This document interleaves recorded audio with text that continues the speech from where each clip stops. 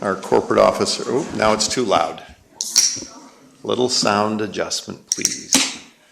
Thank you. We're going to start this evening with the public hearing, which is scheduled to begin at 7 p.m. I am going to adjourn the public hearing briefly, as members of council must deal with some regular council item minute meeting items. We will be able to do that fairly expeditiously, and then we'll go back to the public hearing. Could I just ask, how many people have we signed up right at this point in time? Thank you, Mayor Sager. People that have signed up in the chamber, I count around 25, and I think we have somewhere around 10 on another speakers list coming in. Okay. Let's call the public hearing to order first, and then we'll go through the...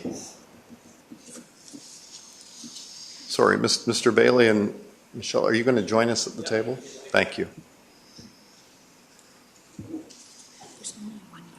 Oh, thank you. Thank you.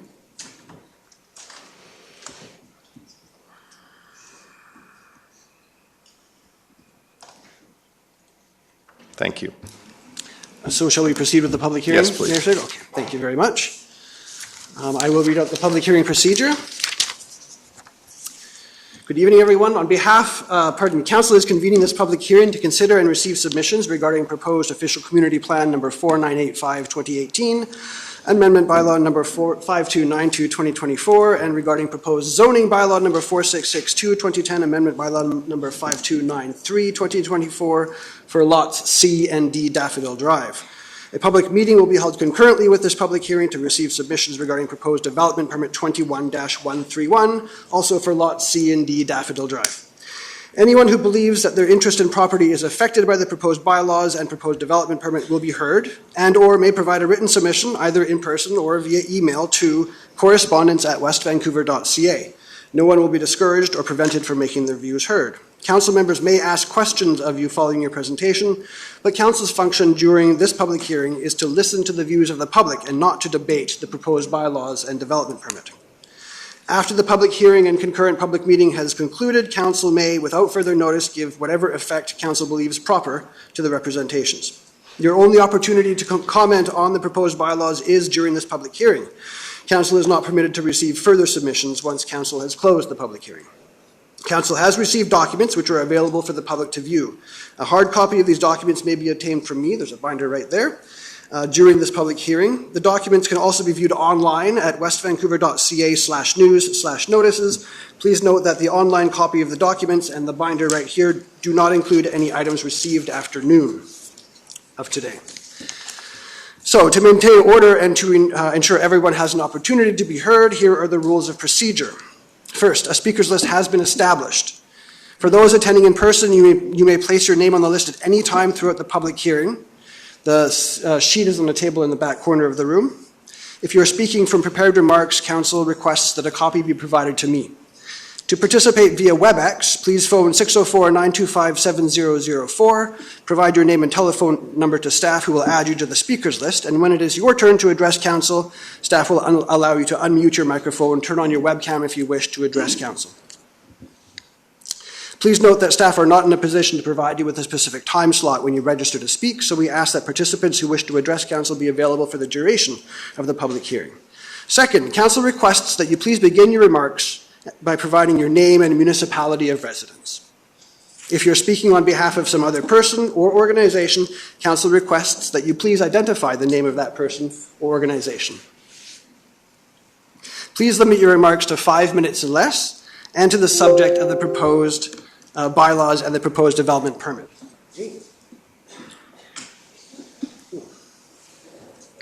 And please be respectful to others. Again, that's a 5-minute time limit for each speaker. After everyone has spoken once, you'll have an opportunity to speak subsequent times to provide additional information if you wish. Please follow the process outlined above to be re-added to the speakers list. If you have any concerns about the rules of the hearing, please address your comments to the chair. And Mayor Sager, before we continue, I would just need to point out that there has been one staff report received by Council on this matter. As of noon, there were 97 written submissions on the topic, and I think we got another 7 since then, which Council has received. Any that we received up until the close of the public hearing will be added to the pile for council's consideration. On March 11, council set the date for this public hearing. The statutory notice of public hearing was published in the North Shore News on March 27 and April 3. And that's it for me. Great. Thank you. Thank you. And after that wonderful introduction, I'm going to adjourn the public hearing and turn to the council meeting. I'll call the meeting to order and ask for an approval of the agenda. Councillor Gambioli? I will recommend that the April 8th, 2024 regular council meeting agenda be approved as circulated. Thank you. Councillor Lambert? Question, all in favor? Contrary, carried. Thank you. Item number 3, the adoption of the minutes. Councillor Thompson. Thank you. I would like to recommend that the following minutes be adopted as circulated. Thank you. Councillor Cassidy. Thank you. Any discussion? I'll call a question. All in favor? Contrary, carried. Thank you. Item number 4, proposed 5-year capital plan. Councillor Gambioli. So I will recommend that the proposed 5-year financial plan bylaw number 5324-2024 be read a first, second, and third time. Thank you. Councillor Watt. Second. Thank you. Any discussion? Question. All in favor? Contrary, carried. Thank you. Councillor Gambioli. And I'll recommend that the proposed parkland development cost charge reserve fund expenditure bylaw number 5323-2024 be read a first, second, and third time. Thank you. Councillor Watt. Any discussion? Question. All in favor? Contrary, carried. Thank you. Councillor Gambioli. And I will recommend that the following appropriation be made from the Capital Facilities Fund to fund 2024 Phase 1 capital projects as written. Thank you. Is there a seconder? Councillor Watt.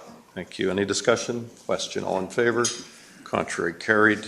Councillor Gambioli. And I will recommend that the following appropriation be made from the Capital Infrastructure Reserve Fund to fund 2024 Phase 1 capital projects as written. Thank you. Councillor Watt. Question. All in favor? Contrary, carried. Thank you. Councillor Gambioli. And recommend that the following appropriations be made from the Capital Equipment Reserve Fund to fund 2024 Phase 1 capital projects as written. Thank you. Thank you. Any discussion? Question. All in favor? Contrary, carried. I just should say, by the way, we are going through this rather quickly, but members of council have spent months reading and preparing for these different bylaws. Councillor Gambioli.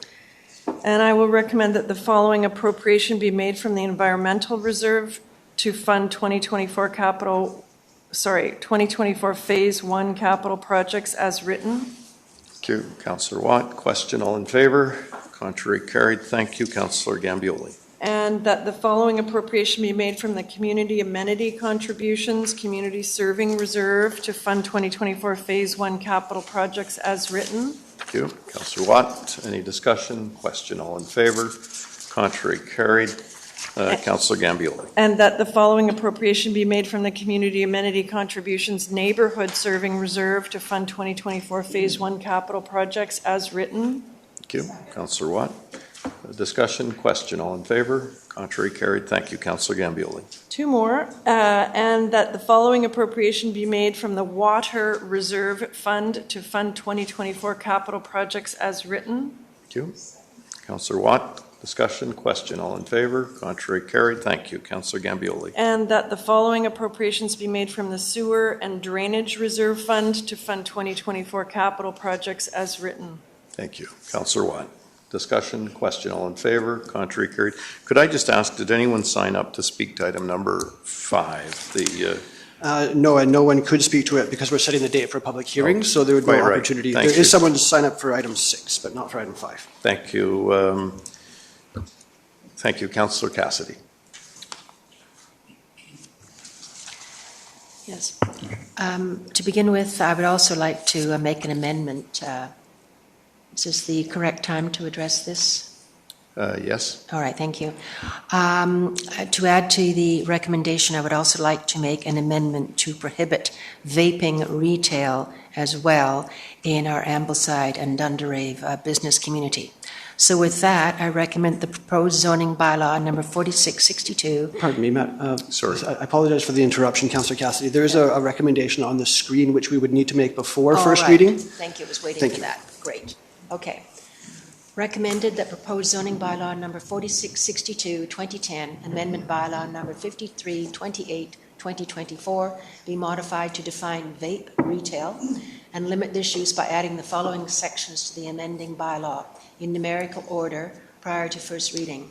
3.4 zoning bylaw number 4662, 2010, section 110, definitions, is amended by adding a new definition for vape retail in alphabetical order following unvegetated permeable surface, means the use of premises primarily for the sale of electronic nicotine and non-nicotine delivery systems, which is e-cigarettes or vapes. 3.5 zoning bylaw number 4662, 2010, section 120, general regulations for all zones, is amended by adding a new section 120.01 bracket 7 in numerical order and renumbering subsequent sections as required. Vape retail is prohibited in every zone. Thank you. Is there a seconder? Councillor Snyder, any discussion? Councillor Gambioli, your mic is on? No. Thank you. Is there any discussion? Councillor Lambert, you're flashing. Should be. No. Okay, I'll call the question. All in favor? Contrary? Thank you. And could you also make the motion for All the right. public hearing, please? Okay, thank you. And before the public hearing, sorry, just for first reading as well? You just modify the, thank you. Yes, Thank you. I'm about to do that. Oh, sorry. Yes, first Okay. reading. Don't you worry, completely flexible here. That proposed zoning bylaw number 4662, 2010, amendment bylaw number 5328, 2024 be read a first time. Thank you. Councillor Snyder. Discussion? Councillor Thompson. Sorry, I just want to point out that the members outside the door aren't hearing this very well. If we can increase the volume for them. Yeah. Okay, thanks for letting us know that. And I'll call the question. All in favor? Contrary, carried, and the motion for the public hearing, please. Recommended that proposed zoning bylaw number 4662, 2010, amendment bylaw number 5328, 2024 be presented at a public hearing on May 6, 2024 at 7 p.m. in the Municipal Hall Council Chamber and via electronic communications facility, WebEx video conferencing software, and that notice be given of the scheduled public hearing. Thank you. Is there a seconder? Thank you. Discussion, question. All in favor? Contrary, carried. Given the length and the number of speakers and how long I anticipate item number 6 may require, I'd ask for a motion to table it. Sorry. I don't think we're going to get through that in the time we've got. Absolutely. If someone wishes to make a motion to defer the item to, I assume, April 22nd? I would suggest so. And it's only fair to those that might have come to speak to this tonight. I want to get back to the public hearing. Councillor Lambert. Moved by Councillor Lambert, seconded by Councillor Snyder. There's no discussion on a tabling motion. I'll call the question. All in favor? Contrary, the motion is carried.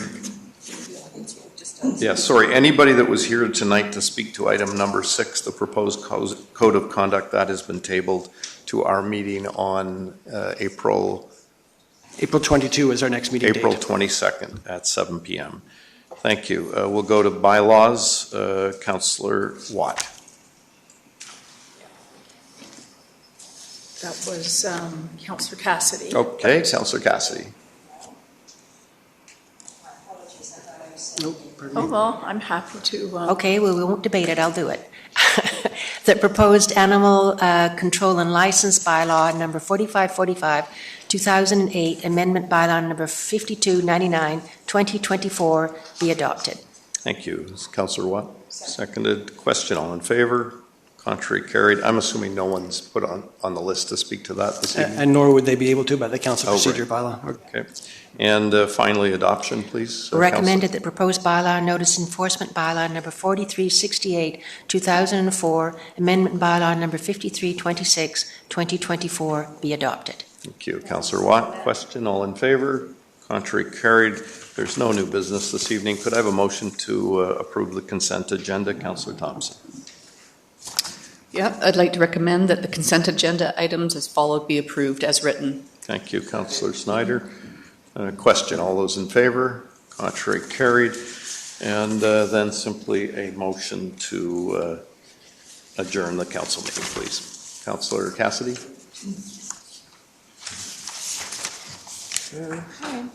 Recommended that the April the 8th, 2024 council meeting be adjourned. Thank you. Councillor Gambioli, question, all in favor?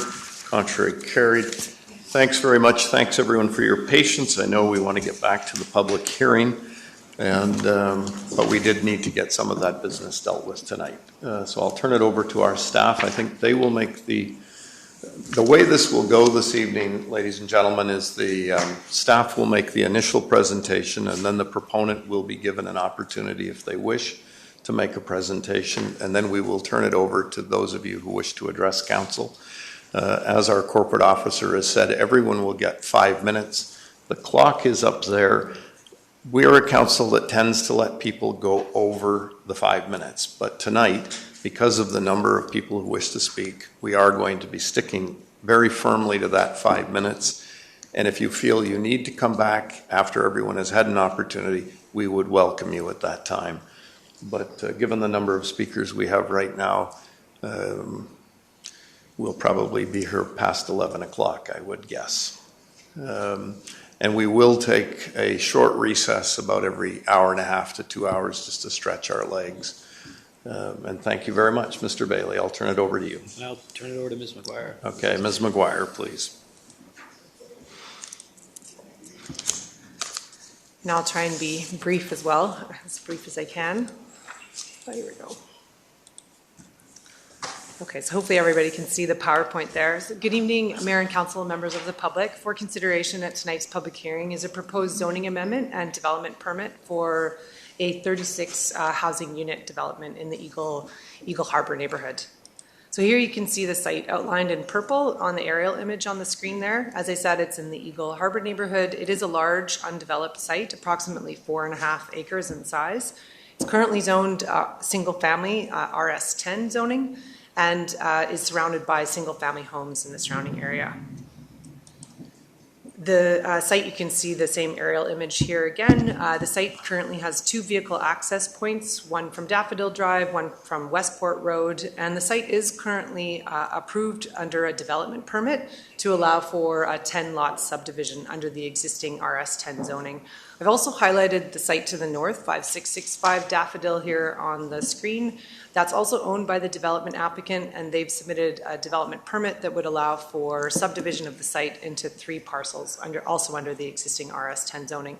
Because that site's required to be accessed through the subject site, that development permit wouldn't proceed until council's consideration of the current development permit for the subject site, noting that it could proceed under either the 10-lot subdivision or the current development proposal. And here you can see the 2 parcels that make up the development site on the map there on the screen. So as I said, the proposal is to rezone the site from its existing RS10 zoning, to a comprehensive development or CD 84 zone that would allow for 36 housing units. The 36 housing units are configured in 34 duplex units and 2 single-family dwellings. There is also an official community plan amendment that would place the site within a development permit area.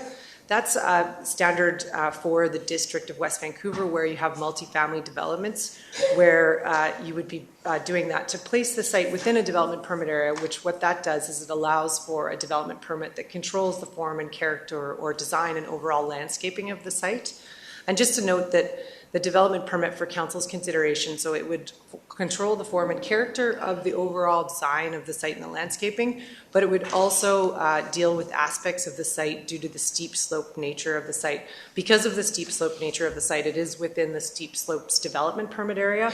And so also included with the proposed development permit is an attached geotechnical report that staff have reviewed and accepted, noting that there would be further technical work at the next stage. One thing that's also worth noting is that the site would also require environmental development permits, as it is subject to the creek watercourse development permit and the wildfire hazard development permit areas.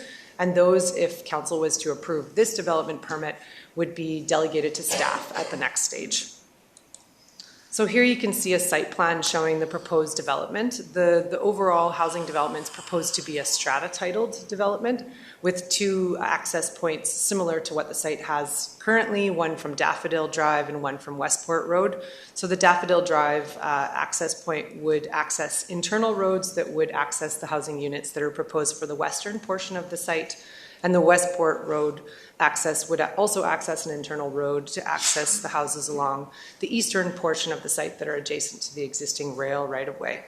Also proposed for the overall development is park dedication. That's for the portion of the site at the southern portion there that includes Eagle Creek, as well as creek protection and wetland protection areas that are on the western and northern edges of the property.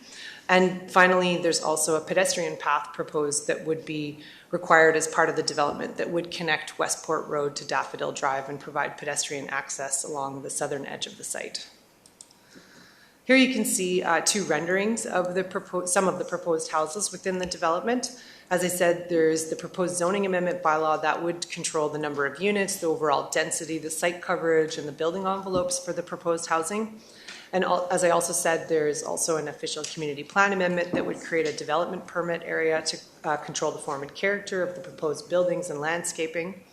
The district's former design review committee did review and support the proposal with recommended minor adjustments that the applicant responded to before coming to council for consideration. And then just in terms of transportation, the applicant did submit a transportation report with the project, and our staff reviewed that and accepted the findings. Noting that the report recommended a number of transportation improvements that would be required to be implemented if council was to approve the project. So that includes improvements to vehicle sight lines, that would include shrubbery trimming and removal, improved speed limit signage, street lighting, installation of delivery vehicle lay-by, installation of a 3-way stop at Daffodil Drive, and then further from the site at Cranley Drive and Marine Drive, installation of lit pedestrian crosswalk there. And then just in terms of parking, what's proposed for the site are 2 vehicle spaces for each housing unit, as well as 10 additional visitor stalls that would be all located within the site itself. Here you can see comparison between the 10-lot subdivision, which you can see on the plan for that's shown on the left-hand side of the screen there, compared to the proposed 36-unit housing development. And you can see the site plan for that on the right-hand side of the screen there. So the table below just gives a comparison, sort of a side-by-side comparison of what's proposed under the 10-lot subdivision versus what's proposed under the rezoning. So what we refer to as floor area ratio, or FAR, in the district, that controls the size of homes in the district. So for the 10-lot subdivision under existing zoning, the limit for that is 0.3 FAR, whereas in the proposed rezoning, it's 0.38. And then in terms of the number of homes for the 10-lot subdivision, because each parcel would be permitted to have a house, a basement suite, and a coach house under existing zoning, the proposed total maximum potential number of homes there is 30, compared to the proposed rezoning at 36.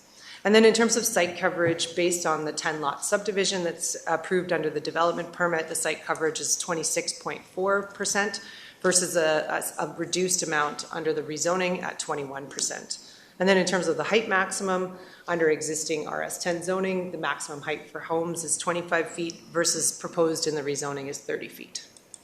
And then just continuing, and I know this is a lot of numbers, I'll try and briefly summarize these. So the first few rows there, they compare the size of the homes and the square footage from the 10-lot scenario versus the proposed rezoning. So for the first 3 rows, that describes the net square footage, and everything's rounded to the nearest 50 square feet, just for sort of ease of reading, just in case you were wondering why they're all rounded numbers there. And so the first 3 rows really, I'm not going to go into the specific numbers because that's what's basically the limit in the zoning in either scenario. And then you get into the gross numbers, so what can actually be built. And sorry, one clarification there.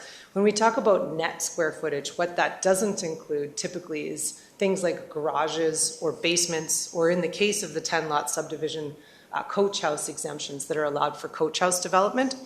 And so when you get into the gross numbers, you're looking at the 10-lot subdivision, noting that those are estimates because we don't have detailed house designs for the 10-lot subdivision at this time. So they do provide an estimate, just to note that.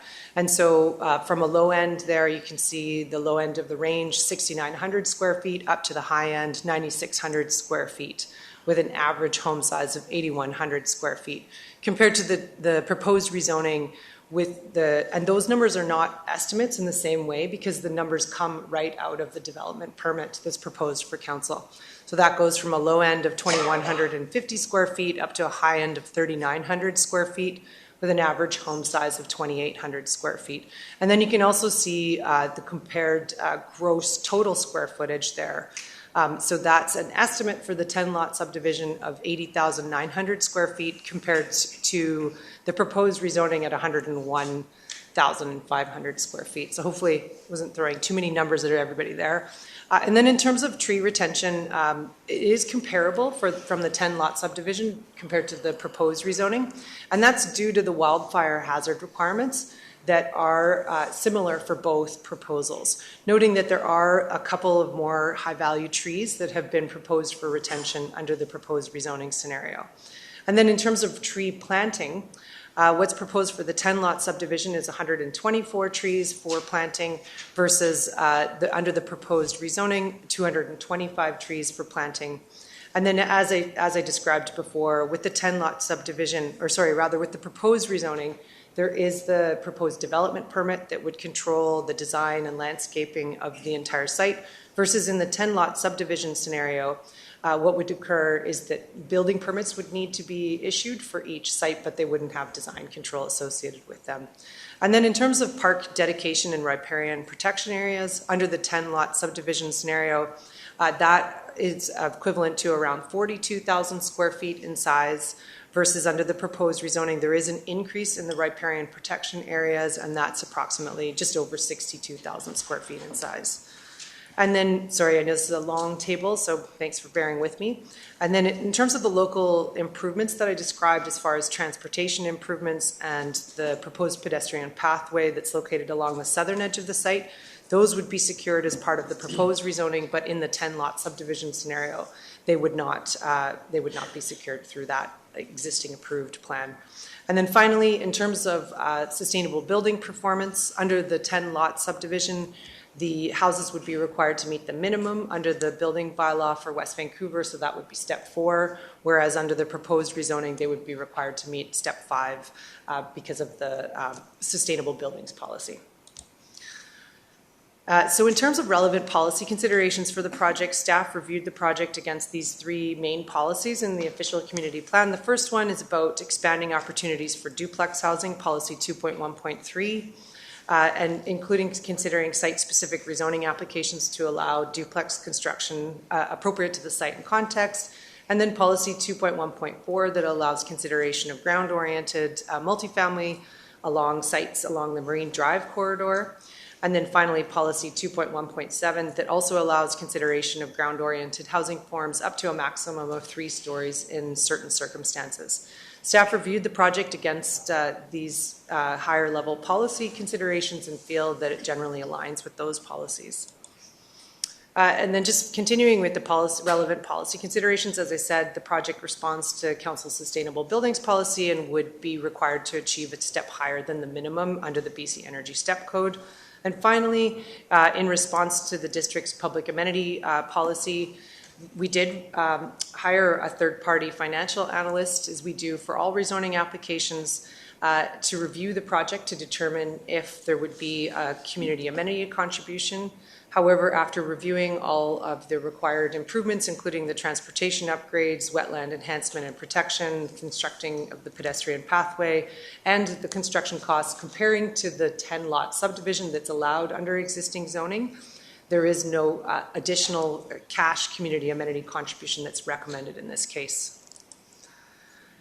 In terms of public consultation, prior to submitting the formal application, the applicant hosted 2 meetings in 2020, and the application has been revised since that time to lower the number of units proposed. And then following submission of the formal development application last year, the applicant hosted another public information meeting. Throughout the process, we have received a significant amount of feedback for this project. The main summary of concerns here have remained similar throughout the process.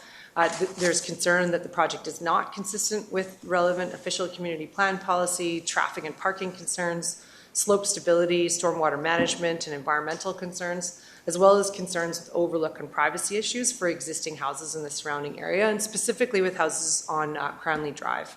So just in response to those concerns, as I said, staff have reviewed the project against OCP policies and do feel, in our opinion, that it is consistent with those policies. And then I spoke to the transportation aspects of the project with the applicant submitting a transportation report to staff satisfaction. And if the application was approved, the transportation improvements that would be required to be delivered as part of that.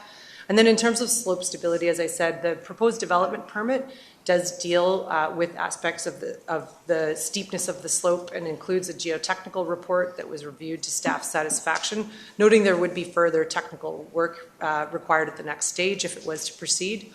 And then in terms of stormwater management, at the building permit stage, if the project was to go forward, the applicant would be required to submit stormwater management plans that would meet all district requirements for that aspect of the project. And finally, in terms of environmental concerns, as I said, if the project was to go to the next step, there would be the requirement for further environmental development permits that would secure aspects of the project related to creek protection and wildfire hazard considerations. And then finally, in terms of overlook and privacy issues for the existing houses on Cranley Drive, the applicant did revise the homes closest to Cranley Drive to reduce the size, the height, and the massing for those homes in response to concerns. As well, included in the development permit, there are view studies that show the different planting and existing trees that are there that are intended to screen the views from those homes. So finally, to conclude, we are recommending that, subject to the public input at tonight's hearing, that Council give second and third readings to the proposed zoning and OCP bylaw amendments, as the proposal in staff's opinion is generally consistent with relevant official community plans, policies for ground-oriented housing, and generally because it would allow for 36 smaller infill homes to be built rather than 10 larger homes on the existing site. Thank you, and I do know the applicant does have a presentation. Happy to answer any questions, though. Thanks very much. I think before we go to the applicant, though, I would like to give the members of council an opportunity to ask any questions, and I see Councillor Gambioli has her light on, so let's start there.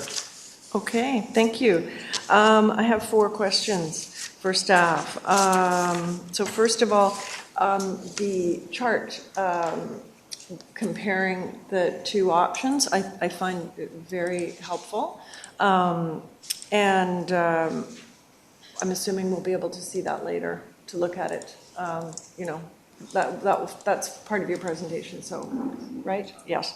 Okay, anyways, so site coverage you list here as, 26.4% and 21%. What do we actually mean when we say site coverage? So that means all of the constructed areas, so the buildings that are constructed on the site, and then that would, there is a technical definition within the zoning bylaw for site coverage and what's included and what's exempted, but generally speaking, it means the built footprint of the houses and any accessory buildings and any of the buildings that are constructed on the site. So it could arguably also mean impermeable surfaces, more or less. Well, so for instance, the roads would not, the private roads would not be included in site coverage? No. Okay. That's a good point. Okay. So this represents the built structures, how much the built structures take up. Okay, thank you. So I noticed in going around the neighborhood recently that there are 2 homes being built on Primrose Place and 5771 up on a big kind of cliff. Those are very, the design is very modern, but I guess my question to staff is, those are 2 single-family homes. In terms of, tree retention and size of the homes and, the sort of the look, is there any reason why those homes would be any different from, single-family homes that would be going up in this location? Through the mayor to Councillor Gambioli, I think we did look at those homes in comparison to this, and for instance, the one on 5771 Primrose has a gross floor area of approximately 5,400 square feet. So it's somewhat, I guess, comparable to some of the, well, it's below the homes, I guess, that, you know, potentially the gross square footage for the potential homes on the 10-lot subdivision. Yeah, Did you just say 5,400? yes. Okay. Okay, so those are actually below what's actually could be authorized, they're smaller. Through the mayor to Councillor Gambioli, I mean, as I said before, the gross home sizes here are estimates, so it's important to note that because we don't have detailed designs for the 10-lot subdivision. Right. So it's not necessarily sort of comparing apples to apples, because that is a project that is being built under permit that we do have detailed designs for. Right, okay. And in terms of the size, yeah, so if we keep this up here, the average size of the homes, I'm looking at the 8,100 square feet versus 2,800 square feet. From what you know about the building industry, what is going to be, you know, what would today, I guess, be the price point of those two options?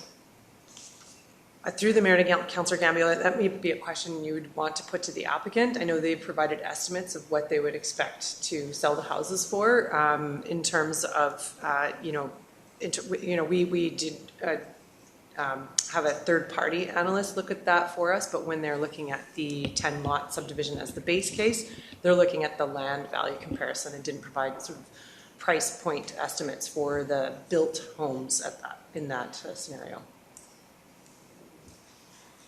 Okay. And finally, some people who have written to us have had some concerns around the issue of the capacity at the local school.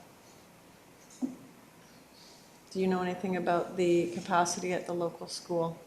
Through the mayor to Councillor Gambioli, from my understanding, the school does have capacity, and that has been confirmed through district school staff. Okay, thank you. That's my questions for now. Thank you. Thank you. Any other member of council with questions for staff before we call on the applicant? And may I just ask who is going to present on behalf of the applicant this evening? These two gentlemen at the front. Please come and join us. Sorry, Councillor Cassidy. Please wait. Yes, so Ms. McGuire, in a number of the emails that have been received by council, there has the term spot zoning. Now, this is an example of spot zoning. Could you please clarify that for us? Ms. McGuire.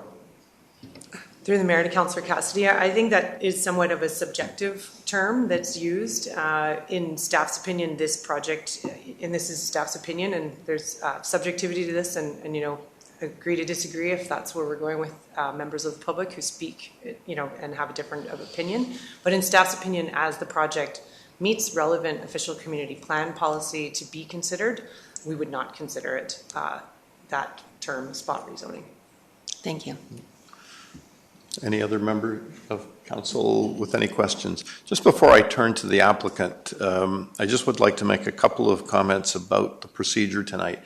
I can tell you that every member of council has come this evening with a completely open mind, and I am very certain that every comment that is made will be taken very seriously. I know every member of council has been out to the site, has walked it, has walked the neighborhood, and we are very interested in all of the input. There will be no decision made this evening. It is not, the council meeting has been concluded for this evening, so we will not be deciding anything tonight.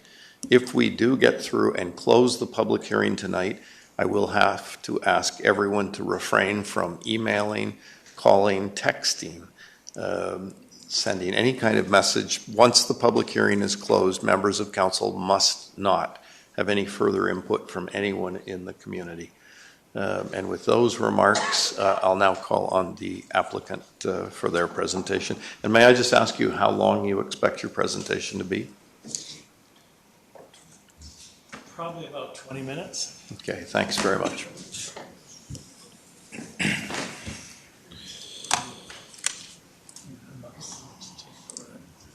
not that easy. I'm used to using it on one side. Oh, sorry.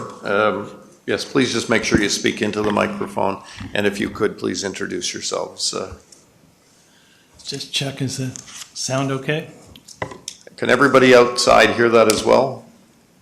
No, I think you're going to have to speak a little louder or a little closer to that A little mic. closer to the mic. Man, you really got to stretch. Okay. Okay. How's that? Great. I think it's good. My name's Dave Harper. I am the founder of Sterling Pacific Developments, and I'll be starting our presentation this evening. So good evening, Mayor Sager, staff, and council. We are very excited to finally present our development proposal to you this evening, which we refer to as Aquila. Sterling has been successfully building and selling homes in West Vancouver for over 30 years. So we feel that we really know the market well here. With Aquila, there is no question that this is the type of development that West Vancouver has asked for, where there are homes for empty nesters and homes that are smaller and more affordable for families. I'm a third generation West Vancouver resident. Jamie, my son, is fourth. And with developments like ours, I certainly hope my grandchildren will be able to be fifth generation West Vancouver residents. Getting to this point has been a long process, and I would like to express our sincere thanks to all of the residents, West Van planning staff, and council who have worked with us and provided input throughout this development process. We hope that this will be a model development for others to follow. One of the frustrating things that we've had to endure is the constant barrage of communication pieces being sent out containing false information. I don't like to bring up false items or negative at this point in the presentation, but I think it's important because a lot of this false information has sort of gone to the root of the development, where the size of the development has been inflated considerably, which affects people's views on it. So one of this thing with so much false information has really created a divide in the community. There's a lot of people who are in support of the development because they have gone to our public information meetings, or they have asked staff, or they have reviewed the information online, and so they understand the development. And there's other people that have just sent out false information. So in the community, there's a lot of people that support our development, but they don't want to speak out publicly for fear of reprisal from their neighbors. So what I'd like to do is I'd like to start by addressing the exact size of the development. Now, I know Michelle has done a chart over that, but I would like to bring Bill Chapman up to assist in that, because Bill Chapman really is the legend in all West Van land matters. He was the surveyor who did the original development, so I'm going to ask Bill to address these areas. Thank you. It's always nice to see Mr. Chapman out. Thanks for joining us this evening, sir.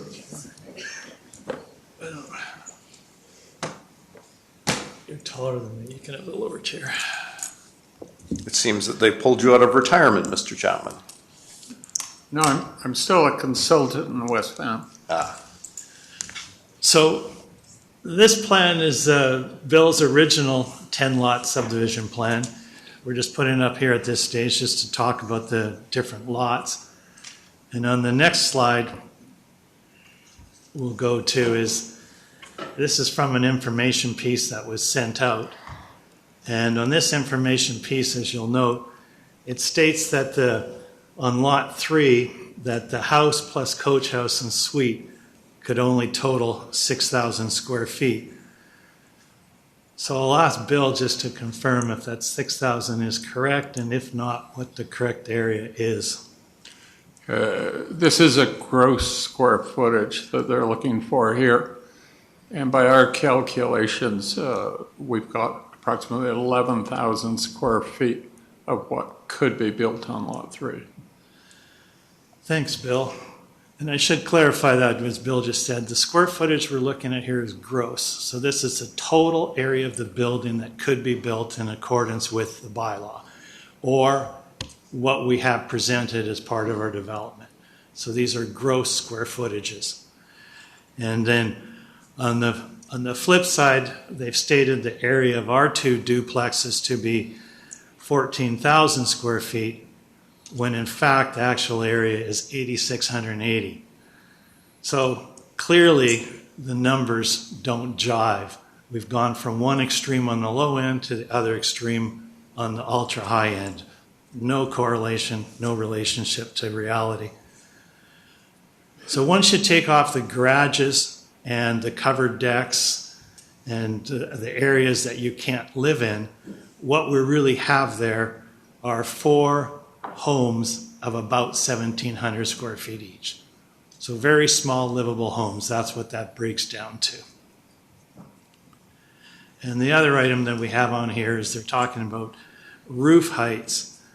And the one thing with our plan is we have pulled the development down the slope so that we're not as imposing on the neighborhood.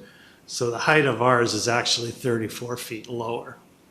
So we're significantly lower than the 10-lot development. Just quickly on the next 2 slides. Sorry, could I just interrupt there for Sure. a moment, Mr. Harper? Can you explain that?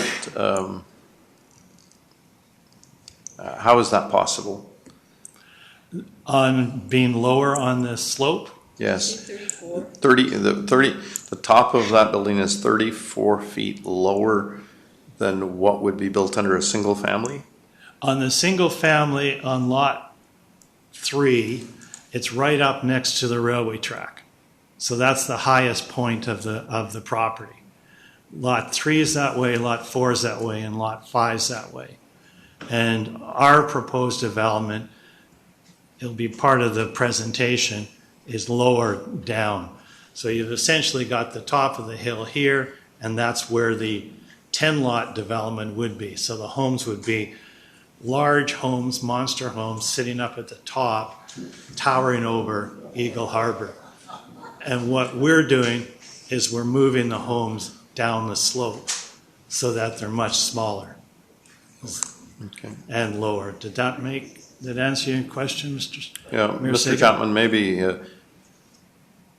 I would ask everyone, please be respectful to everyone that is speaking this evening, either pro or against. Mr. Chapman, can you just maybe go to your subdivision? The drawing, can we go to there? So what you're saying then is in your lot number 3, or are we talking about 3 or 4 when you're making that reference? 3? 4. Lot number 4. Lot number 4 is the highest house. I see. I see. Because that house is then built at the top of the rock, not.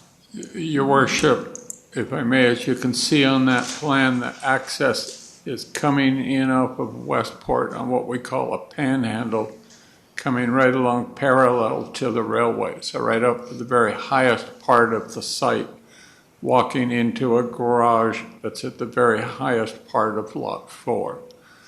Whereas the new units that they're proposing are below that upper plateau, and they're down the slope on the lower plateau. I see. So that's why they're so much lower. I see. I understand. Thank you. So very quickly on this one, the 4,800 square feet on lot 4, Bill, would you mind just clarifying what that gross Again, area is? on lot 4, the gross area of the biggest home that could be there would be 8,900 square feet, not 4,800. And the last one, And on lot 4, it'd be 8,750 square feet, as it's marked on the drawing before you now. no, I Sorry, should, and to get to that 8,900 square feet, is that including a coach house or is that excluding It a coach includes the coach house and a secondary suite, house? I see. and the main floor and the basement. Counts all the area of the house. Thank you. Now, I should state that those are the gross areas, those are the maximum house size you could build, and in all probability, we would not build houses that big. But that is what can be built on the lot, and why we've used the gross area, because that compares to our development, which is based on gross areas. I understand. Thank you. On the next slide, again, just more information that I'd like to just clarify before we go into our whole presentation. And this is just that they're talking about the house size being 5,000 square feet. And as Bill has mentioned, we're talking about a range here. I think your range was even a bit more, but Average. yeah, We're calculating all 10 lots. We got an average gross floor size of 9,300 square feet per lot. So a total development of 93,000 square feet. So quite a difference in the 146,000 square feet. Again, I have no idea where this number came from, because it's being stated in the staff report, all the information, and the number here is 102,000 square feet. So again, that's absolutely everything included. That's the covered decks, that's the basements, that's everything. So that's the maximum size of our development. So essentially what we're looking at is, for our development, we're roughly 10% more than the maximum area that we could build under the current 10-lot subdivision. And we're also, Thank you. Thank you, again, Mr. Gentleman. thanks, Bill. And again, we're also, once you come out to what space people can actually live in, then that's really the 8,300 square feet, 83,000 square feet, because you take off your garages and again, your covered decks. Yeah.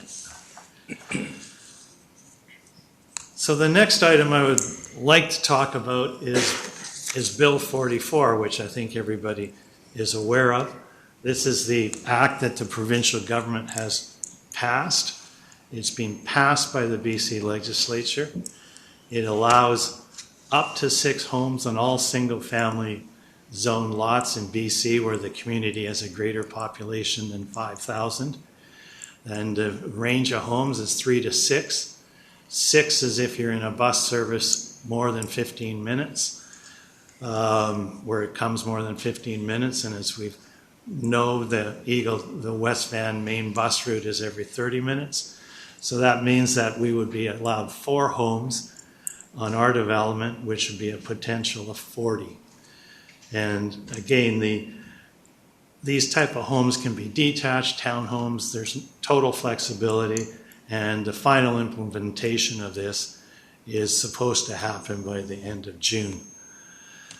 So we had a look at what our development would look like in accordance with what the provincial government has approved, and that would be how our 40 units could lay out. Now, we have assumed that we would have to keep the same building footprints. So if we keep the same building footprints, then this would be how we would put 40 units on the property. And I want to stress is that this is what the provincial government has said that can be built. But we strongly feel that what's best for West Van and what's best for us is the 36 lot proposal, not the 40 lots or 40 homes. This is a just overall summary of our development. As Michelle's touched on, I'll just go very briefly. So we're at 194,000 square feet, so that's 4.5 acres. We've got 62,000 square feet of park and riparian area. We've got a low site coverage, and our FAR, again, is very comparable to single family, which is 30% plus a bonus for a suite, works out to about 35%. So again, we're very comparable. And at this point, I'd like to talk about the real estate market, and I'm going to turn it over to our real estate consultant, who is also a businessman in West Vancouver and a longtime resident in West Vancouver. So I'm going to ask Tim Webb to talk on this subject.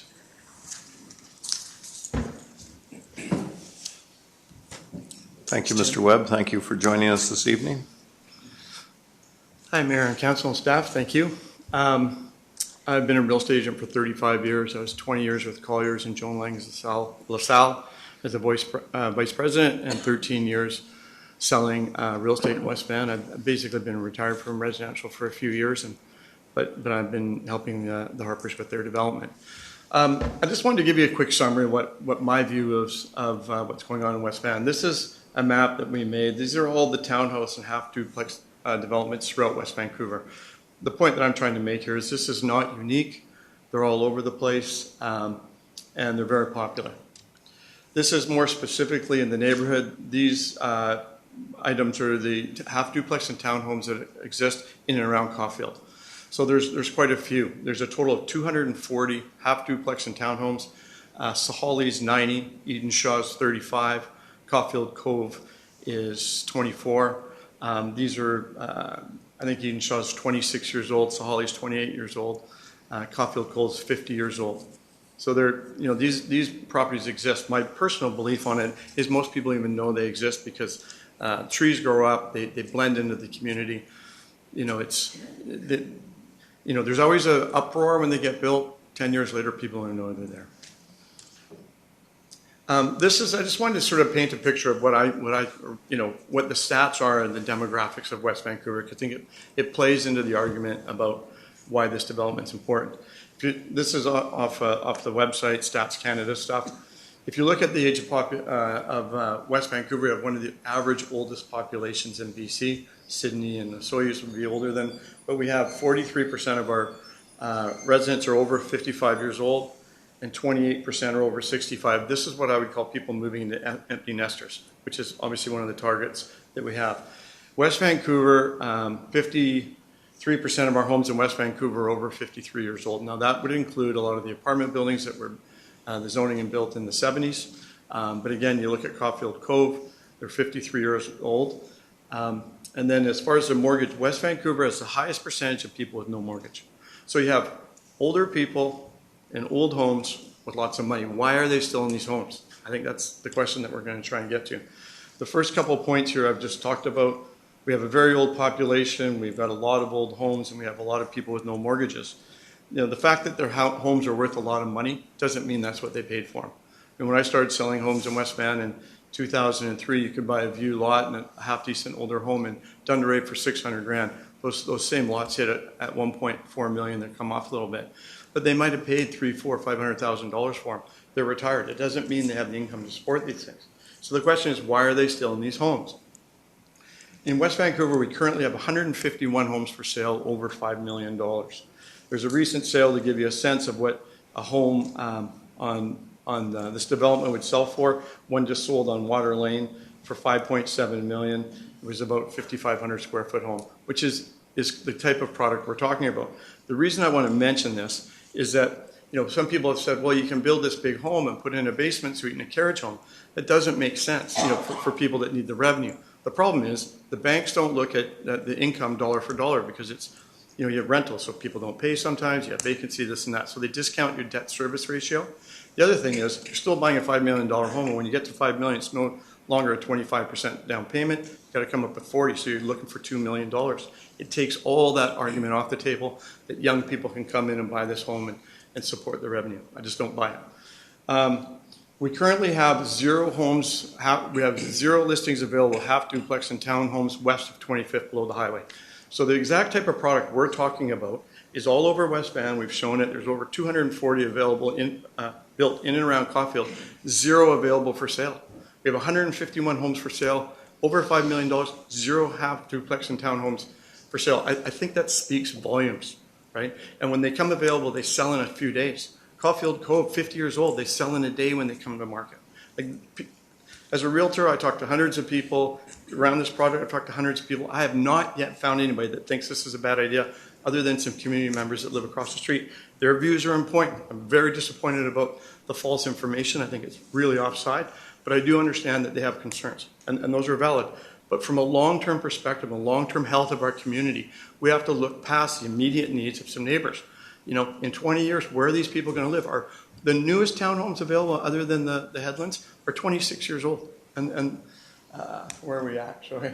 You know, when we look at what West Van's building right now, so if I'm 65 years old, I want to sell my $5 million or $4 million house because I'm an empty nester, what am I going to do right now? So the new product that is coming forward is the Darwin development.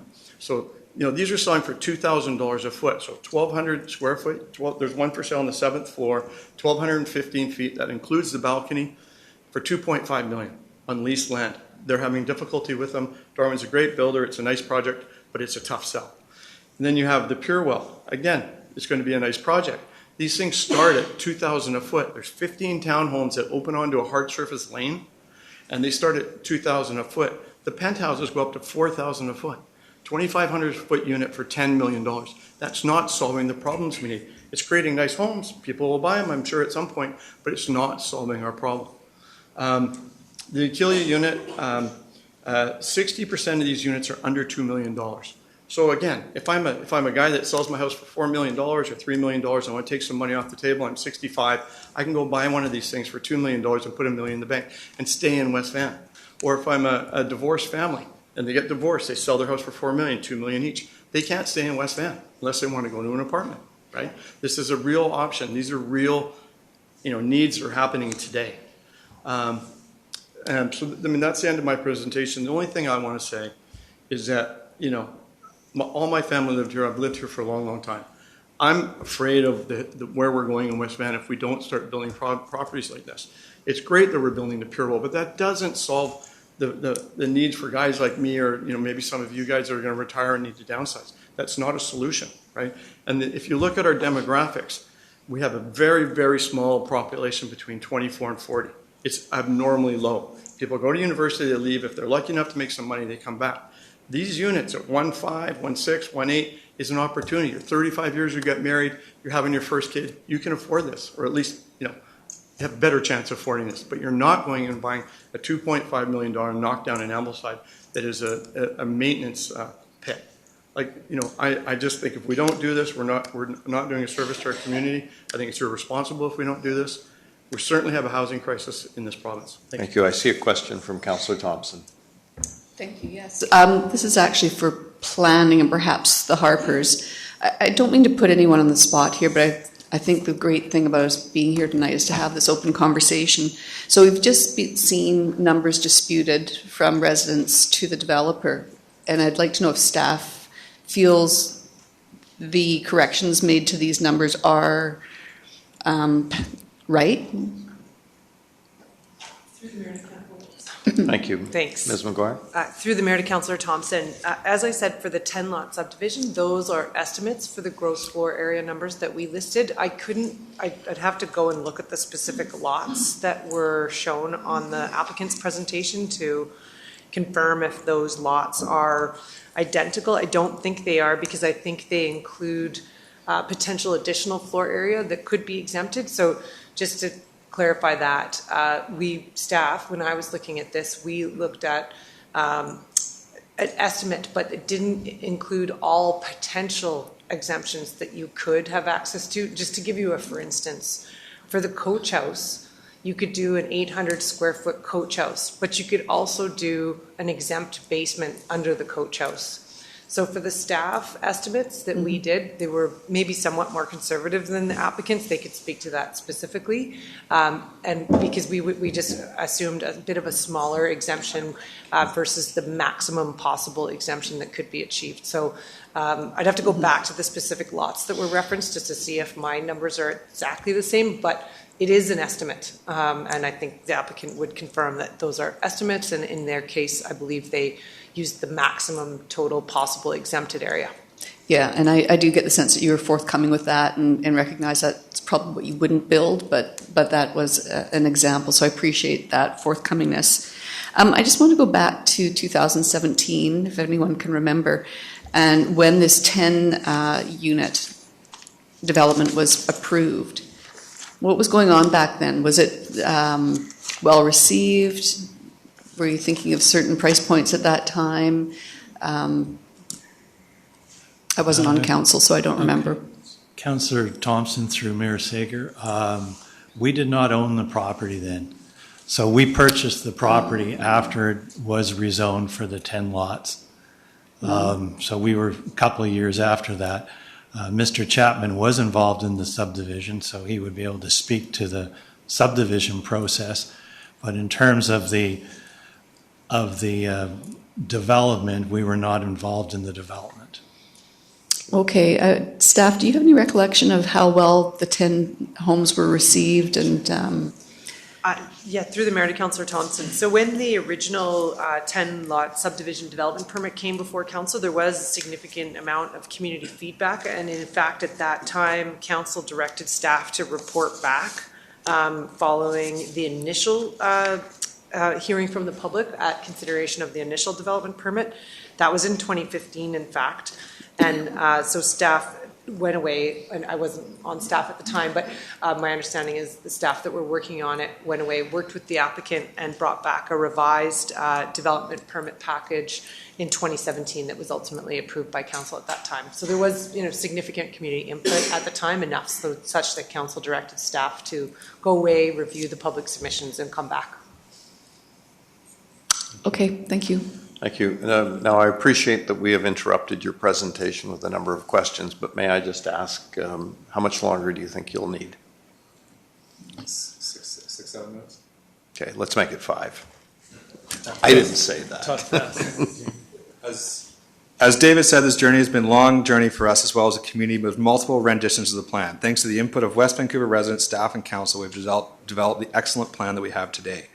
As Dave also said, back in 2017, the 10-lot plan was contemplated and approved. The plan also allows for 10 homes and more recently 10 coach houses and 10 suites. These homes would most likely range in size from 7,500 to 95 square feet and sell for somewhere in the range of 5.5 to 6.5 million. The property will be developed and it will not stay as is.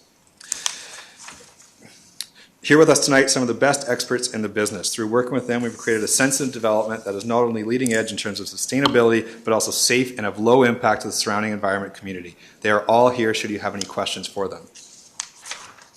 Traffic is something that is in the forefront of everyone's mind. We have Donna Howes with us tonight from Howes Technical Advantage to answer any of your questions. Through working with Ms. Howes, we have mitigated the risks surrounding the traffic by moving the Westport entrance further south to increase the sightline safety, as well as added a flashing pedestrian crosswalk on Marine Drive at Cranley. Finally, I think it's best to put traffic into perspective. Although the traffic along Daffodil will increase, regardless of what development happens, the final future traffic volume along Daffodil will remain at a lower level than what Cranley currently experiences. We have worked diligently with our environmental specialists to develop the stream enhancements on the property. These experts are here with us tonight to answer any questions that you may have. With the recent atmospheric river events that we have succumbed to, stormwater is on the forefront of our minds. We have engaged Creus Engineering to create a robust stormwater management plan for the site. As per West Vancouver's bylaws, as Ms. McGuire had mentioned, Creus is responsible for ensuring that no stormwater leaves the site without being treated, and they are proposing the infiltration tanks that you see the pictures of on here. Trees. We strongly feel that trees are not only important for the environment for obvious reasons, but also create a better place to live. We have worked with our consultants to keep as many trees as possible for our development. The plan in front of you shows the required tree removal within the 10-lot plan shaded in gray, largely due to the West Vancouver Wildfire Development Permit. With this requirement, the 10-meter area surrounding the buildings must be deemed to be a fuel-free zone. This area coincides very closely to the area that Aquila is building, as you can see. This afternoon, I noticed a piece of correspondence from one of the neighbors that references the Arborist report in 2017. It is important to note that the Wildfire Development Permit regulations was not enacted during the 2017, and that report therefore can no longer be relied upon. The Aquila site is one that is extremely unique in West Vancouver as the largest piece of undeveloped land south of the highway. The site has extremely large natural buffers and high degrees of separation. It is bordered by CN Rail, Westport Road, dedicated parkland to the south, and riparian area to the west. No other site in West Vancouver has these similar characteristics. Our plan includes the community access trail through the south, next to Eagle Creek, through the newly dedicated park. We have custom designed each and every home on the site to fit with the topography. No two homes are the same. We have incorporated 2 single-family homes in the plan, with 1 single-family home being at the entrance to the site on Daffodil. This home allows a seamless transition and additional buffer to the site. Through the careful placement and design of the homes, we have been able to lower the overall development height by 34 feet compared to the approved 10-lot plan, as we already talked about. Finally, as I have previously said, we have increased the park and riparian area by 20,000 square feet, or 50% compared to the 10-lot plan. In the previous 10-lot plan, one of the driveways to Lot 3 encroached severely into the riparian area, and as you will see, no encroachments occur into the riparian area. I now want to focus your attention to the sensitive transition from Aquila to the homes on Cranley. In this area, we have ensured that we maintained extremely large setbacks to the other homes, and we have about 120 feet of space to the house. This is the typical length of a Dunderave-style lot. In this area along the property line, we have 22 existing trees that are over 75 feet tall, or 1 tree for every 17 feet average, that screen the development from the homes.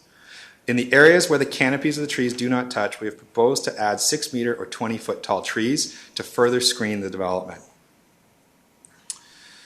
Finally, thanks to the community input that we received our last meeting in April 2023, we have altered the designs of these 3 buildings. We have replaced the G units on the left of your screen with new designs that are lower, smaller, and less obtrusive. We have shrunk the homes by 10%. They have been narrowed to reduce the overall massing, and have altered from 3 stories exposed to 2. This plan is much simpler than it looks, I can assure you of that. We have created this computer-generated analysis where the green line is a person's line of sight if they're standing in the homes looking out. What this green line tells us is that a 5-meter tall tree placed on the property line will limit the views. We are proposing 6 meters. Additionally, as you can see, the red lines in the top corner of your screen on the right-hand side denote the height of the homes if the 10-lot houses were to be built. We're over 34 feet lower. So benefits compared to the approved, we have similar FAR. We're installing a flashing crosswalk at Cranley. We have increased public park dedication by 50%. We have a public access trail along Eagle Creek. We're planting 225 trees. Increased setbacks to the neighbor, increased tree buffers. We have design input from West Vancouver staff and residents. We've decreased the greenhouse gases on our development by 37% due to building at the highest possible building standards. We've decreased our potential construction time from 12 years down to 3 years, and it's a strata development so that West Van does not need to maintain the roads. Scott, are you quickly? Sure. Thank you very much. Thank you. Could I just, sorry, I'm really curious about the Mr. Satori's slide that you put in your presentation. Could you just go back to that for a moment? Sorry, I went quite That quick. went pretty quick. So now I do know Mr. Satori and have very high regard for his abilities. Can you go to the next slide? I just want to understand, what are you proposing with this? So this is the stormwater management that Creus Engineering would design. So I would easier if Fred talks about, but I can give an overview. All the stormwater from the homes gets put into what's called an infiltration tank on the property. That tank allows the stormwater to drain back into the ground so that it can be absorbed, rather than flowing off the site. So there's no contemplation here of water reuse. I only say that because I'm vice chair of Metro's water system, and I'm very keen on any efforts that we can make to reuse rainwater. The idea here, I believe Fred can speak to this, is that the water infiltrates back to the ground to be reabsorbed naturally, and any excess that the tanks cannot handle gets slowly released into the city stormwater system. I'll talk to him later about it. Thanks very much.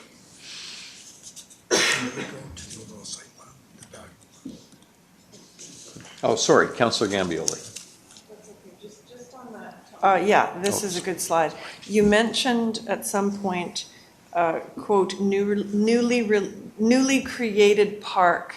Now that is on the south side in this diagram, am I right? On the lower side? That's where the correct. trail is? It surrounds Eagle Creek and the trail, yes. Okay, and so who in the end is responsible for maintenance of this park and this footpath? Is it the strata or is it going to be the district? Councillor Gambioli through Mayor Sager, it is the strata that would be responsible for it. Okay, thank you. Thank you. Councillor Watt. Yeah, I just wanted to go back to the coach houses on the original proposed development. And this is for you, Ms. McGuire. we've had a slow uptick on coach houses in the community, so I'm just trying to understand what would be the reality on 10 properties of this nature, building 10 coach houses. Do you see that as a reality? Have we seen this in similar sized homes? Through the mayor to Councillor Watt, I mean, I think the majority of homes that we would have been reporting on where we would have been talking about, as you say, the sort of uptake of coach house development are on existing sites where redevelopment is occurring, where you might have any number of situations where someone's keeping an existing house, maybe they're deciding to build a coach house and keep their house, or maybe it's a new build. I would suggest in this instance where you have 10 lots that are new lots that have no homes on them currently, it would be likely that a developer would use any available exempt floor area that would be attributable to those lots. Now, depending on the building envelope that's available to those 10 lots, it may in some instances be challenging to locate a coach house on specific sites. Couldn't speak to that specifically, but I would expect that for new homes on 10 newly created lots, there would be, I would think the developer would try to get as many units and as much floor area out of it when they were building new. So, Okay. And sorry, I also had a question for Mr. Harper. Yes. Yeah, the trees that would go, that would obliterate those 3 lower units on the backside of Cranley, what type of trees were you looking at? We would propose conifers that stay green all year, Okay, would they be cedar potentially? potentially cedar. And the only reason I ask that is because I know there's been a movement from certain fire departments around the province to not plant cedars on new developments due to the fire risk. As long as they're farther enough away from the building envelopes, as far as we understand, is that they would be safe. Okay, thank you. Thank you. Councillor Cassidy. Oh, well, I have a few questions, if you could just bear with me, please.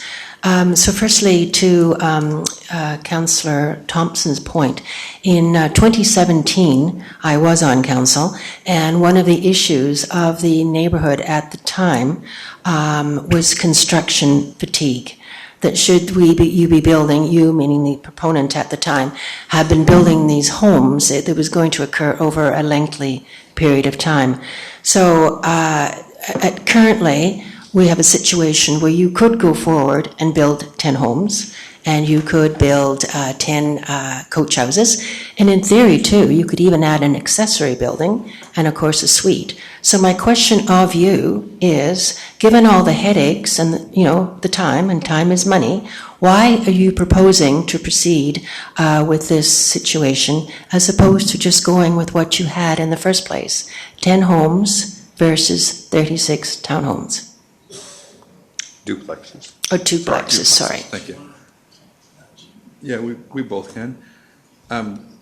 I would say to answer your question in completeness, Councillor Cassidy, through the mayor, I think it's important to realize that the time that it would take to build the 10 houses with 10 suites, with 10 coach houses, we are a spec developer. We do not sell land and we do not build houses for people. It would be all our money, all our risk, and in order to mitigate that risk, we would build one house, one property out. We would then put that house for sale. We would then wait for that house to sell, and then we would start the next one. So typically, we would build the house in about 12 months, and it would take 3 to 6 months for the house to sell. And then, so you're about an 18-month, and there would likely be some overlap. The framers would probably start. And so to build through the entire development could be about 10 to 12 years if we were to do it our way. And with the 36 plan, we are able to pre-sell that development, whereas the larger homes you generally you cannot pre-sell a $5 to $6 million house. It's just not possible. And so we'd be able to pre-sell the development and achieve bank financing, and then you would be able to so to speak rock and roll and complete the development in under 3 years' time with assurance going forward. So in essence, you would have eliminated certain of the concerns of construction fatigue. Correct. So it would be, in our opinion, it's the 36 plan in terms of doing the project faster is better for us as well as it's better for the community. Thank you. And my second point addresses the one that Councillor Gambioli brought up, which was with reference to the park that you have. So under the 10, and again going back to 2017, so under the 10-home scenario, the community amenity contribution that was going to be proposed to the district was cash or parkland. I voted for the cash because I love money, and I didn't vote for the park. Had we gone under the 10-home scenario from 2017, then the district would have been, Ms. McGuire, I'm assuming, responsible for that park. So I was just saying, from 2017, we got the park in lieu of cash, and as a consequence, the district with the 10-home scenario would have been responsible for maintaining that parkland. Yes, that's correct. Yeah, and through the mayor, I mean, if the park is dedicated to the district as park and it's district land, then the district would be responsible. So in this case, we park. get the park now, but we're not having to fund the park, maintain it.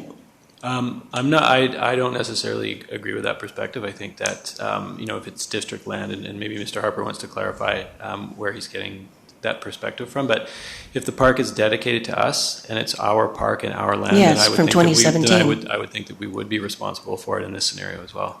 Thank you. Yes, because that's what we got, was that park in 2017. Okay, so my next point is, at the present moment, there has been a slow uptake in coach houses, although they're quite allowable. And I've always rationalized that the reason there's a slow uptake is because they're rental, and it takes a long time to pay off the rent on that build, and you might get a renter in there that you can't get rid of, which is a fear that a lot of people have in general about renters. So, Ms. McGuire, if I may ask, what would be the position that the district would have should we go forward with the 10-home scenario and the developers elect to put in the coach houses? What would they do to get us to go forward with stratifying them? Through the mayor to Councillor Cassidy, there are official community plan policies that allow consideration for stratification of coach houses. However, that would require a zoning amendment application similar to the one before council tonight. Okay, so gentlemen, so essentially you are saying that the 10 homes would, in point of fact, you would build a coach house with those. It's not me buying one of your homes and electing to put it down. You will definitely put in those coach houses, and you will definitely put in those suites. So to Councillor Cassidy, through the mayor, we're different in that we don't build for people. We build what we think the market wants, and we end up trying to sell at the end. We feel that with the I want to say recent relaxation of trying to get coach houses approved, because in past it was very difficult, we feel that there is going to be a boom on coach houses, and we also feel that the market would like them. I strongly believe that, and that's what we would end up building.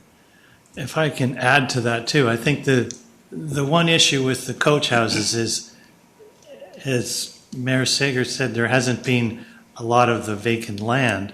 So if you try to put a coach house, even if you had a vacant land in Dunderave and you try to put a coach house on it, it gets very tight. These lots are extremely large. They have large building envelopes, so there's lots of room to put a coach house on there.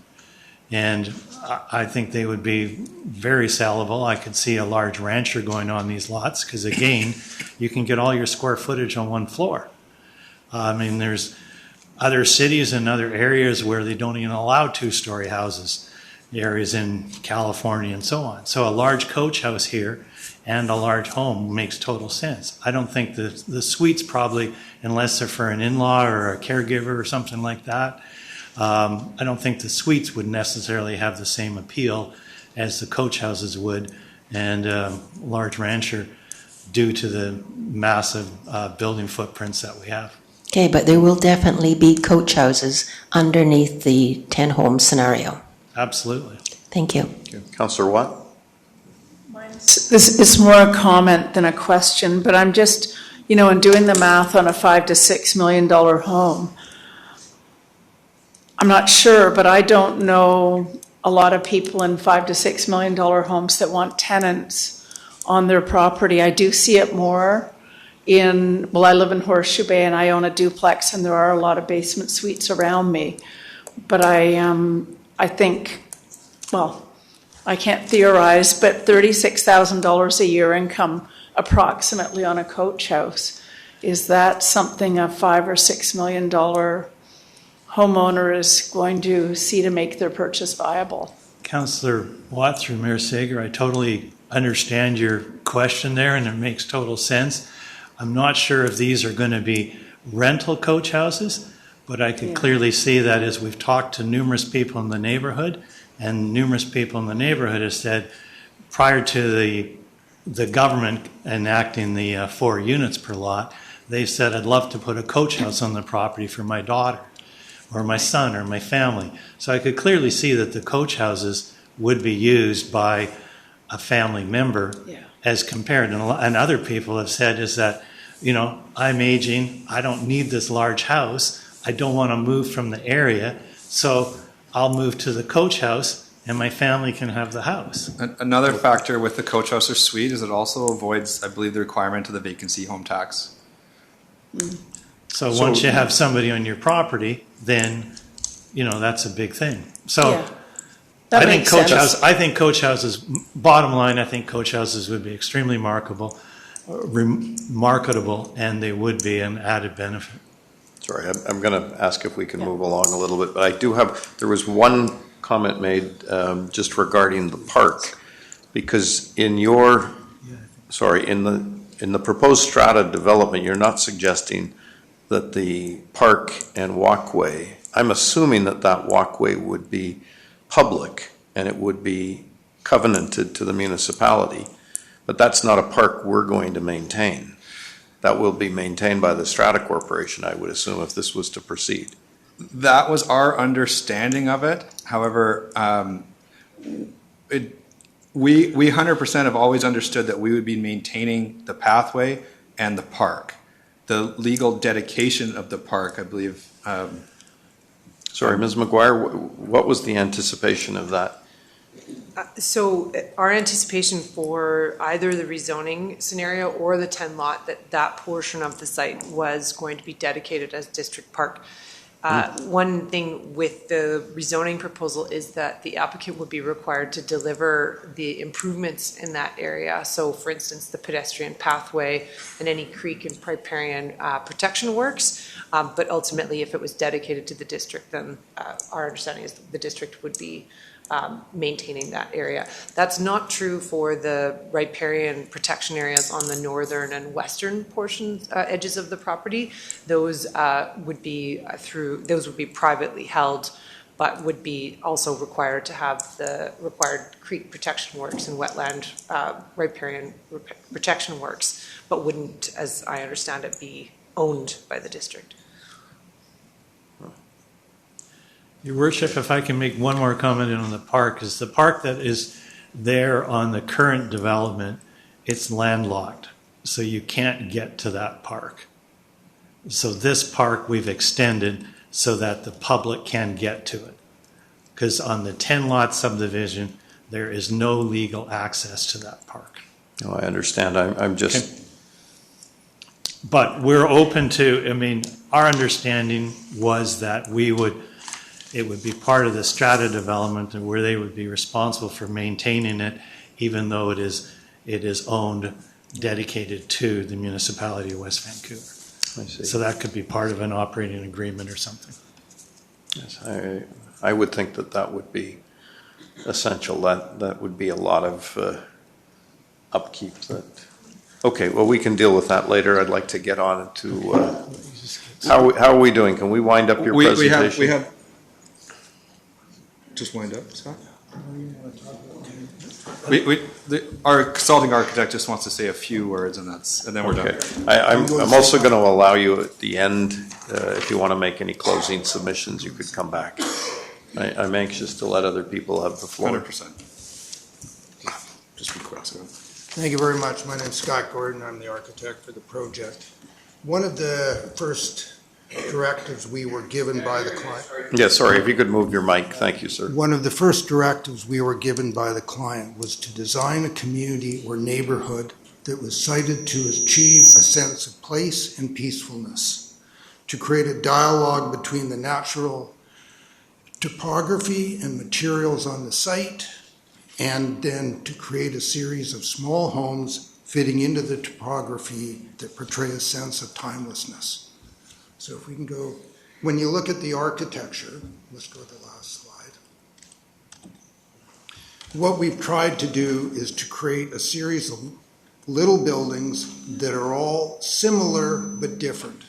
So we've used natural materials, which we think are the strength of West Vancouver's good architecture. We've used natural stone, we use cement board siding, and then steel standing seam roofs. We have tried to create a sense of community by having front doors which face the street. We have windows facing the street, and we've tried to maximize the western views from the homes, and we've tried to create a community which has the opportunity to combine first homeowners and then the empty nesters. We think it's a good development. We think it'll fit into the community. Thank you. Thanks very much.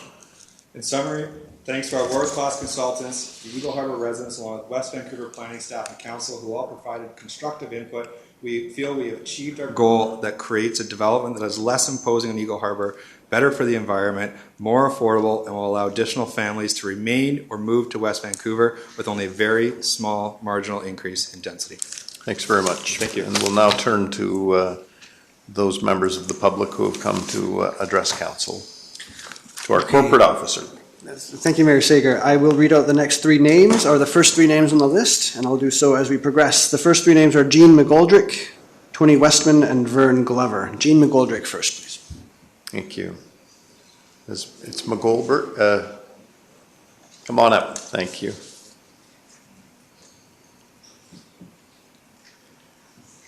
Yes, sir.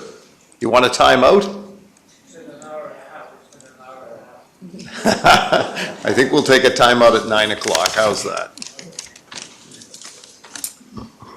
And sorry, it's Ms. McGoldrick? McGoldrick, yes. McGoldrick, thank you. So good evening, Mayor Sager and Council. My name is Jean McGoldrick and I live at 5724 Cranley Drive in West Vancouver. My husband and I have lived in our home for 22 years and the house backs onto the proposed development. Looking at the site plan and the type of duplex homes, it is completely out of place in design and density and a complete opposite to the feel and style of the Eagle Harbor neighbourhood. The land which this development is hoping to be built is valuable, not only in dollars, but also to the beauty it contributes to our community. A majority of the trees on this site will be clear-cut, for want of a better word, and clear-cut, and for the foreseeable future, we fear we will be looking at a mostly treeless, high-density development. Mayor Sager and members of council, please consider and value the Eagle Harbor residents' point of view, and before you vote, ask yourself one more time, is this truly the right development for this site? Thank you. Thanks very much. The next speaker is Tony Westman, followed by Vern Glover. Thank you.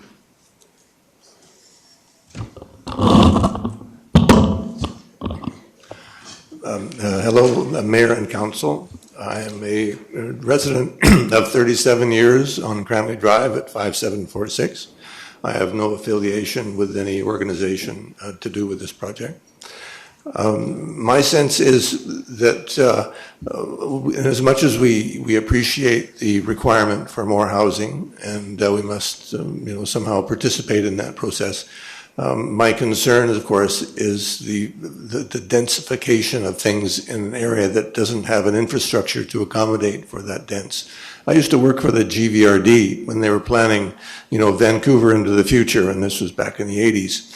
And the plan was to densify where there are transportation hubs and shopping and access to various services, schools, playgrounds, whatever. And so, in fact, many of their policies have, in fact, helped Vancouver into the future. So I'm looking at that same template for West Vancouver, and I see here we have a development basically in the middle of nowhere, West Vancouver, where there are no sidewalks, you can't walk to the store, everything is car-driven. Yes, there is a bus that goes like every 30 minutes. There are no school buses anymore, which I might add was a West Vancouver decision to not have school buses. A big mistake. A big mistake. And so we have an awful lot of traffic that goes on. And so my concern is more people, more development, and more complications as a result of that. So I'm kind of supporting the 10 building structures that were instituted in 2017. Thank you very much. I've just got to ask out of curiosity, which department were you in at Metro? Oh, it was the planning department, and we had a place on West 12th, and we spent a lot of time worrying about the entire Lower Mainland. Yes. And then the government made the social credit government at the time decided that they were in the way, and so they then gave all the mayors choices to be able to see their future.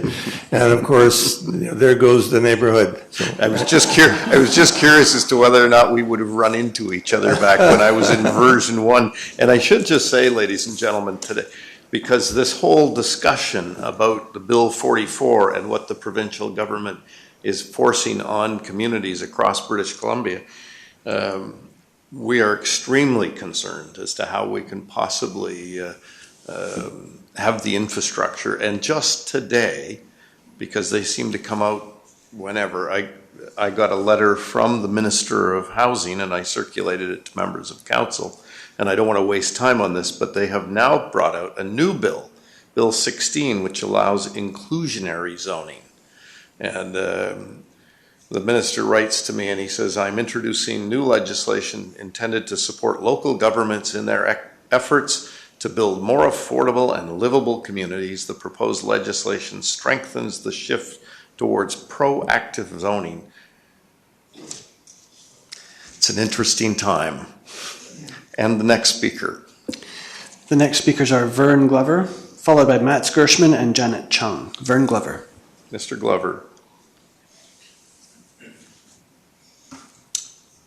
Good evening, Mayor and members of council. My name is Vern Glover, and I live on 5621 Daffodil Lane, which is just adjacent to the subject developments. I've been living there with my family for 36 years. I'm a semi-retired designer builder and have done developments of this nature. I've been in business for over 50 years and mostly involved in the high end of the market. I built projects across the Lower Mainland, over in Salt Spring and down in Seattle. Given the limited time to discuss what I would like to say, it was interesting to note that I read I was only allowed 3 minutes, but apparently I'm allowed 5. So did I get that right?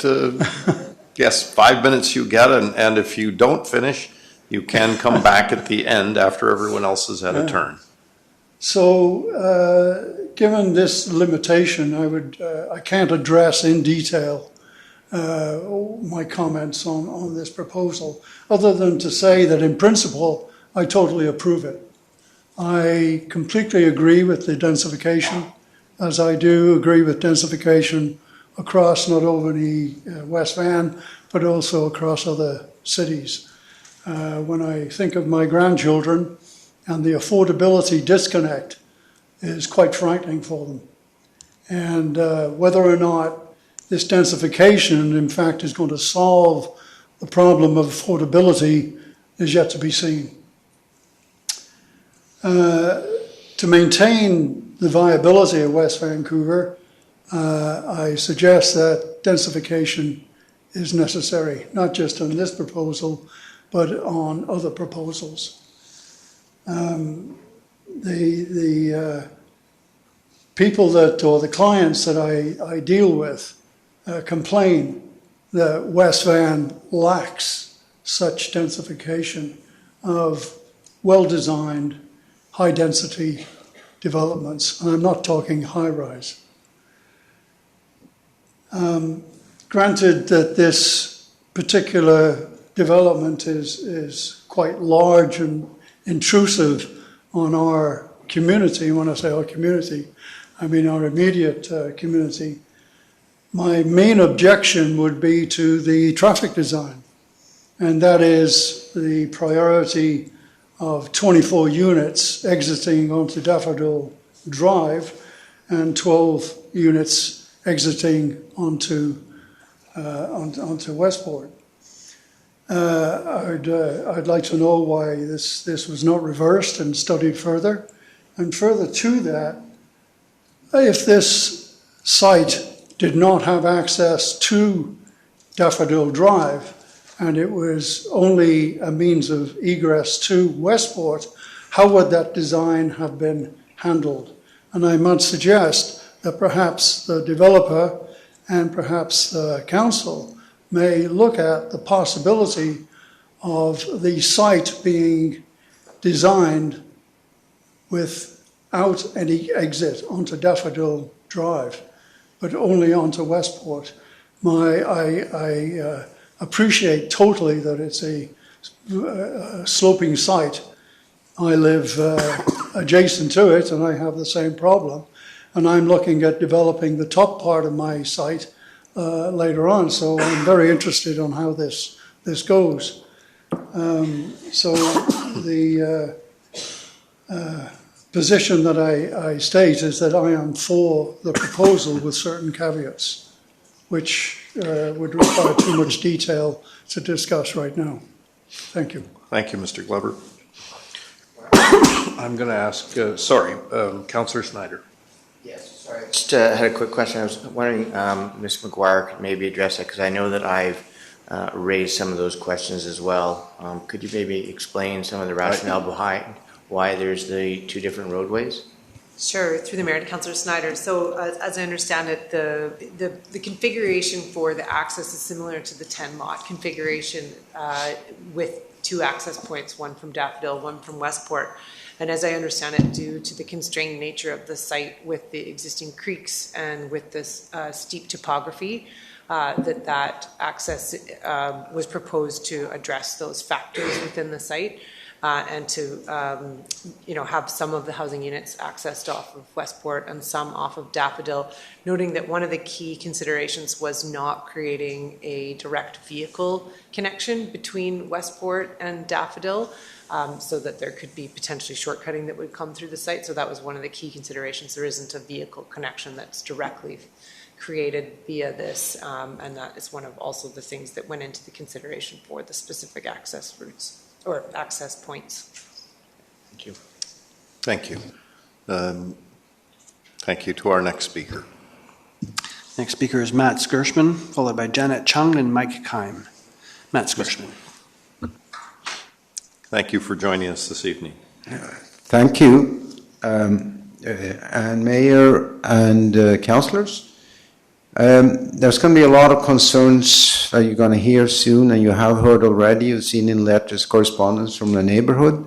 It's all about official community plan, FARs, etc., traffic safety. I'm not going to go into those issues because other people are certainly going to cover that. It's all excellent points and need to be considered.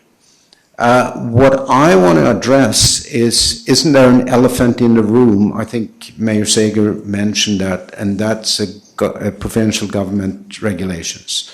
So I want to limit myself to 3 questions to Mayor and councillors. First question, does Mayor and councillor equate missing middle housing with affordability?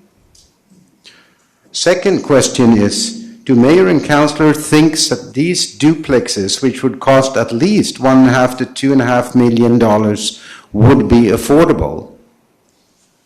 And the third question, do Mayor and Councillors deny that the rental suites and coach houses, which are already in District of West Vancouver's bylaws, do you deny that they meet the provincial guidelines for small-scale multi-unit housing? So these questions, let me elaborate a little bit on missing middle housing versus affordability.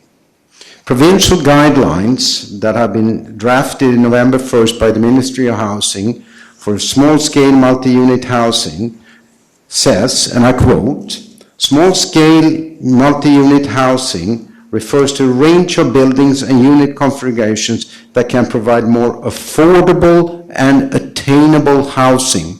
That is a key here. Let's get affordable and attainable housing. Examples of these are secondary suites in single-family homes, detached garden suites and laneway homes, i.e. coach houses. So, District of West Vancouver is ahead of the game and allows this already. So, my question is, why has a developer who has owned this place for 4 years not started building 10 single-family homes that would have provided rental opportunities, coach house availability? Why have we waited? We've lost 3 to 4 years already. I want to address the affordability issue, some numbers, and I'll hand out some of these numbers after so it's easy to follow when you want to review. If we assume we're looking for teachers, we're looking for firemen, etc. If we're assuming that a family income would be $200,000 per year, which is a bit on the high side maybe, but let's assume that. That's $16,700 per month. Affordability is usually defined as 30% cost of gross. That's what you can spend on housing costs. That's $5,000 a month. Now, if you have a 20% down payment, 5.25% mortgage, 25 years, that means that the max mortgage that can be taken out is $862,000. Well, that means that the max price of a house could be $1,078,000. Now, that does not include strata fees, and as you know, strata fees will add a lot. Does not include hydro. We're going to have step 5 electrical heating. Does not involve utilities and taxes. So the real cost of a house to be affordable must be less than $1 million. Let's keep that in mind. And on top of that, a down payment of $216,000 would be needed. That's not easy to save up for people. So Aquila is not affordable housing. But single-family housing with rental suites would provide for 10 people with rental opportunities or a family to get together. We have a lot of those at Cranley Drive. People where the older persons have moved to the back of the house or to a basement suite, and young people take over. If there are coach houses, which I hear would be considered, that would be excellent opportunities for families moving together, young families to come in and live together, or older people, seniors, to move in and have the family in the major house. That would be something that would be very desirable. And by the way, seniors moving into Aquila development, 3 stories, yeah, some units, the G units, could provide elevators. Do you know what that's going to cost to put in an elevator in a house? Oh, these prices are not going to cover that. That's time, sir. Okay. Can I summarize? I'm going to have Okay, to ask you to come back. Thank I'll you. come back with a summary. Thank you. But I do appreciate you talking about the challenges, because members of council are very keen about the cost of housing for the people who work for the municipality. It is a real challenge. Could I have the next speaker, please? The next speaker is Janet Chung, followed by Mike Keim and David Bowman. Ms. Chung, thank you. Hi, I'm Janet Chung. I live at 5731 Cranley Drive. We've lived there since 1990. I will be short and sweet in my comment. I'm just going to pick up on the fact that the developer 10, 15 minutes ago seemed quite happy with the option of a house and a coach house. And I was thinking, why are we even discussing this further because it seemed like something positive that he felt was something that could be sold and would solve everybody's problems and everybody's concerns. Thanks. Thanks very much. Mike Keim, followed by David Bowman. Thank you. Sorry, it's Mike Kine. Kine? Yep. Thank you for joining us. Thank you, Mayor and Council. I probably will be fairly brief. I'm not good at speaking in public. Just wanted to explain that I oppose a submission for the development permit with respect to the Aquila duplexes off Daffodil Drive. I've lived in Eagle Harbour for over 30 years, and my 4 children have attended primary and secondary schools in West Vancouver. When I first drove down Marine Drive past Eagle Harbour, the lady I was with, I turned to and I said, "You think I'd died and gone to heaven if I could live here?" And that's where I ended up living. Bought the 3rd cheapest house in West Vancouver on Marine Drive, not 2 blocks away from where I currently live. So you didn't have to be rich, you didn't have to be wealthy, and I'm still not rich and wealthy. Anyway, Eagle Harbour is not a community centre as defined in the OCP, and as such, no increase in density should be accepted beyond single-family homes. I read the OCP, the first 54 pages, and then I got a little bored, so I might have missed some at the end.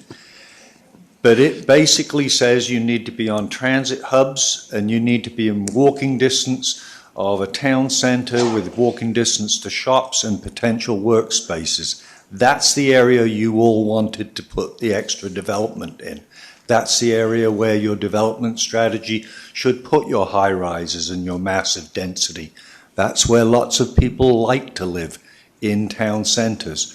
The people that moved to Eagle Harbour didn't move to a town centre, and you're trying to change it into one. And I'm not aware of anybody that ran for council or mayor in the last election that said they didn't support the community plan, and we're about to do addendums to it and make changes to it.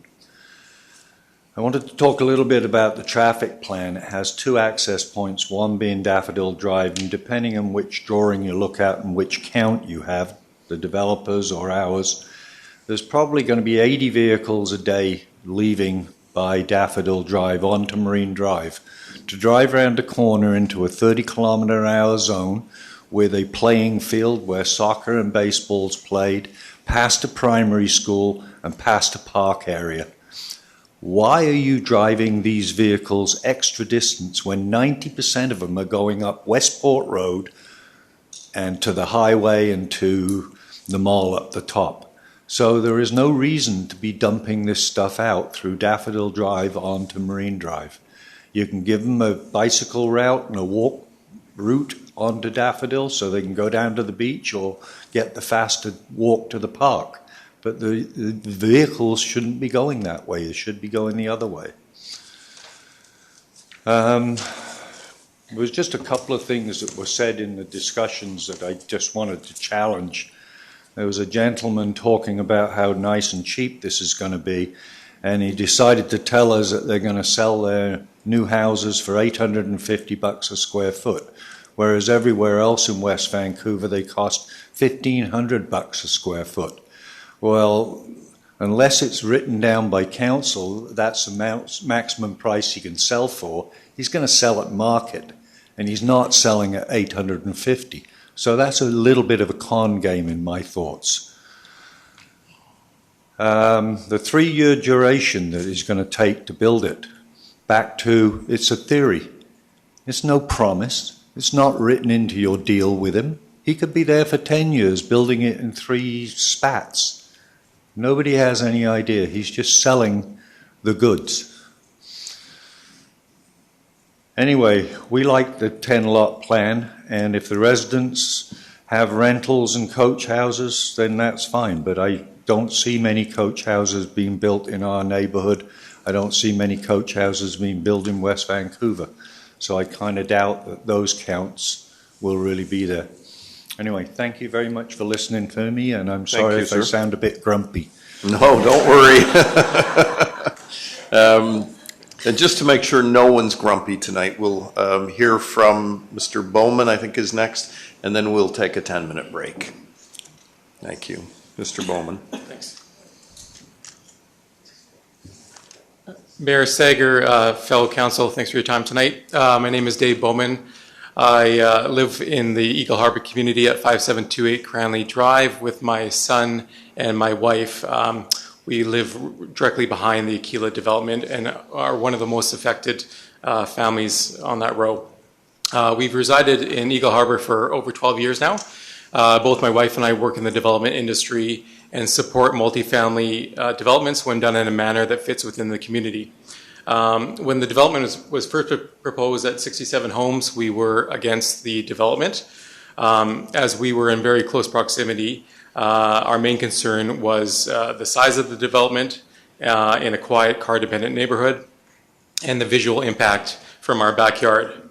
I know the size of the original application was of top concern from many of my neighbors as well.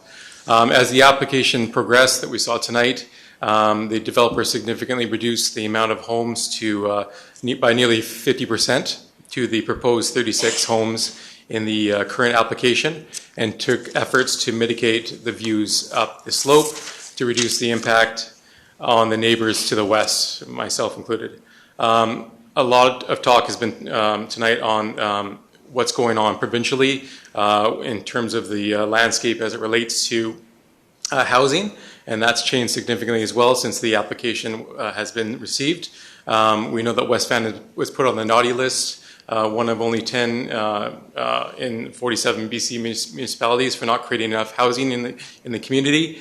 But I guess of greater impact that we've heard a lot about tonight is the provincial government's recent small-scale multi-unit housing initiative that could allow for up to 4 dwellings per lot. I guess, so what does this mean for the neighborhood? I guess it's very apparent that something more than the 10 home scenario will be developed on lots C and D in Daffodil Drive. It's a fact. The approved 10 homes could now easily turn into 40 homes under the Small Housing Act and could be potentially developed in a fashion that is individual lot focus versus a total community plan with fewer community benefits to the overall community. Even without the provincial legislation, we've heard about the suites and coach houses that would allow for up to 30 homes currently with more site coverage and less benefits than the proposed application. In that vein, the developer has worked with my family and offered to mitigate some of the development impacts on neighboring lands by planting large mature trees along the area behind our property and its adjacent lands. This will buffer us to an extent, and we accept this mitigation effort. With the proposed mitigation effort by the developer and realizing that the lands will be developed in some fashion beyond what is currently approved, we have come to support the Aquila development. Thank you very much. Thank you. And with that, as we are now 2 minutes to 9 o'clock, we'll recess until 9:10. And just if anyone needs to use the public washrooms, they are downstairs, either the big stairs or the elevator. Thanks. Let's take a 10-minute recess.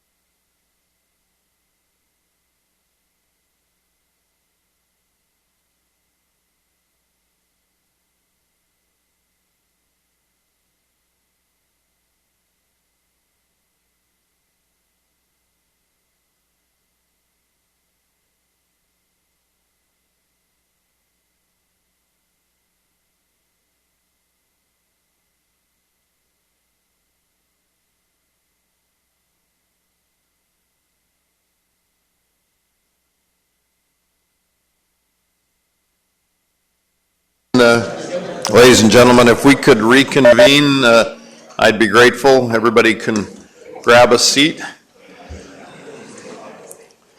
And it looks like we may have a little more room in the chamber. They're all in the bathroom. Are there people still sitting down the hallway, or is everybody able to come in here now? There are some people in the gallery, and I think there are some people downstairs, maybe in a I lineup see. downstairs and so Okay. on. Okay, thank you. If we could call the next speaker, please. Okay, thank you, Mayor Sager. The next speaker is Kim Rosen. We'll be followed by Janos Stasny and Damian McGoldrick. Thank you. Kim Rosen. Kim Rosen, please.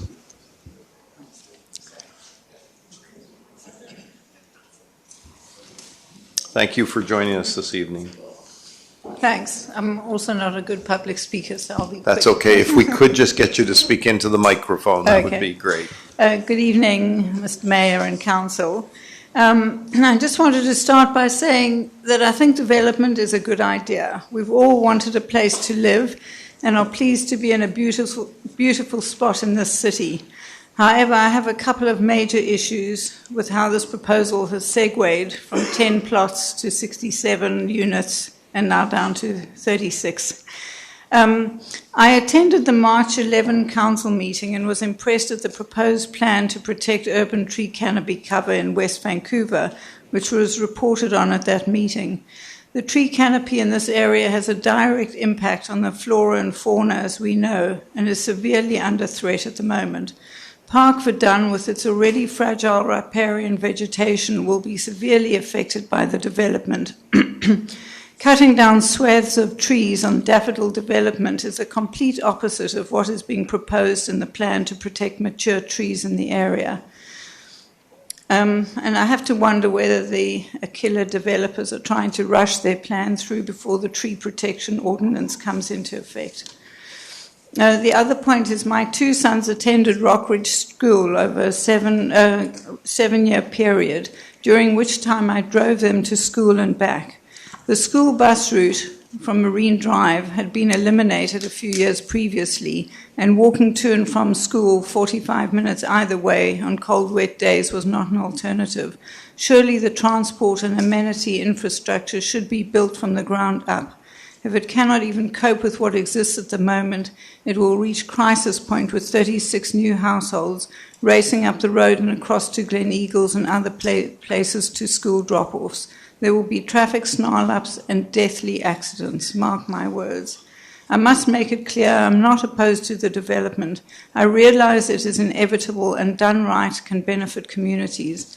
However, the overcrowded township proposal is excessive and deplorable. Let the developers and planners stick with the original subdivision of 10 properties and don't destroy the environs of the many beautiful established houses and parks we local residents are so proud to call our home.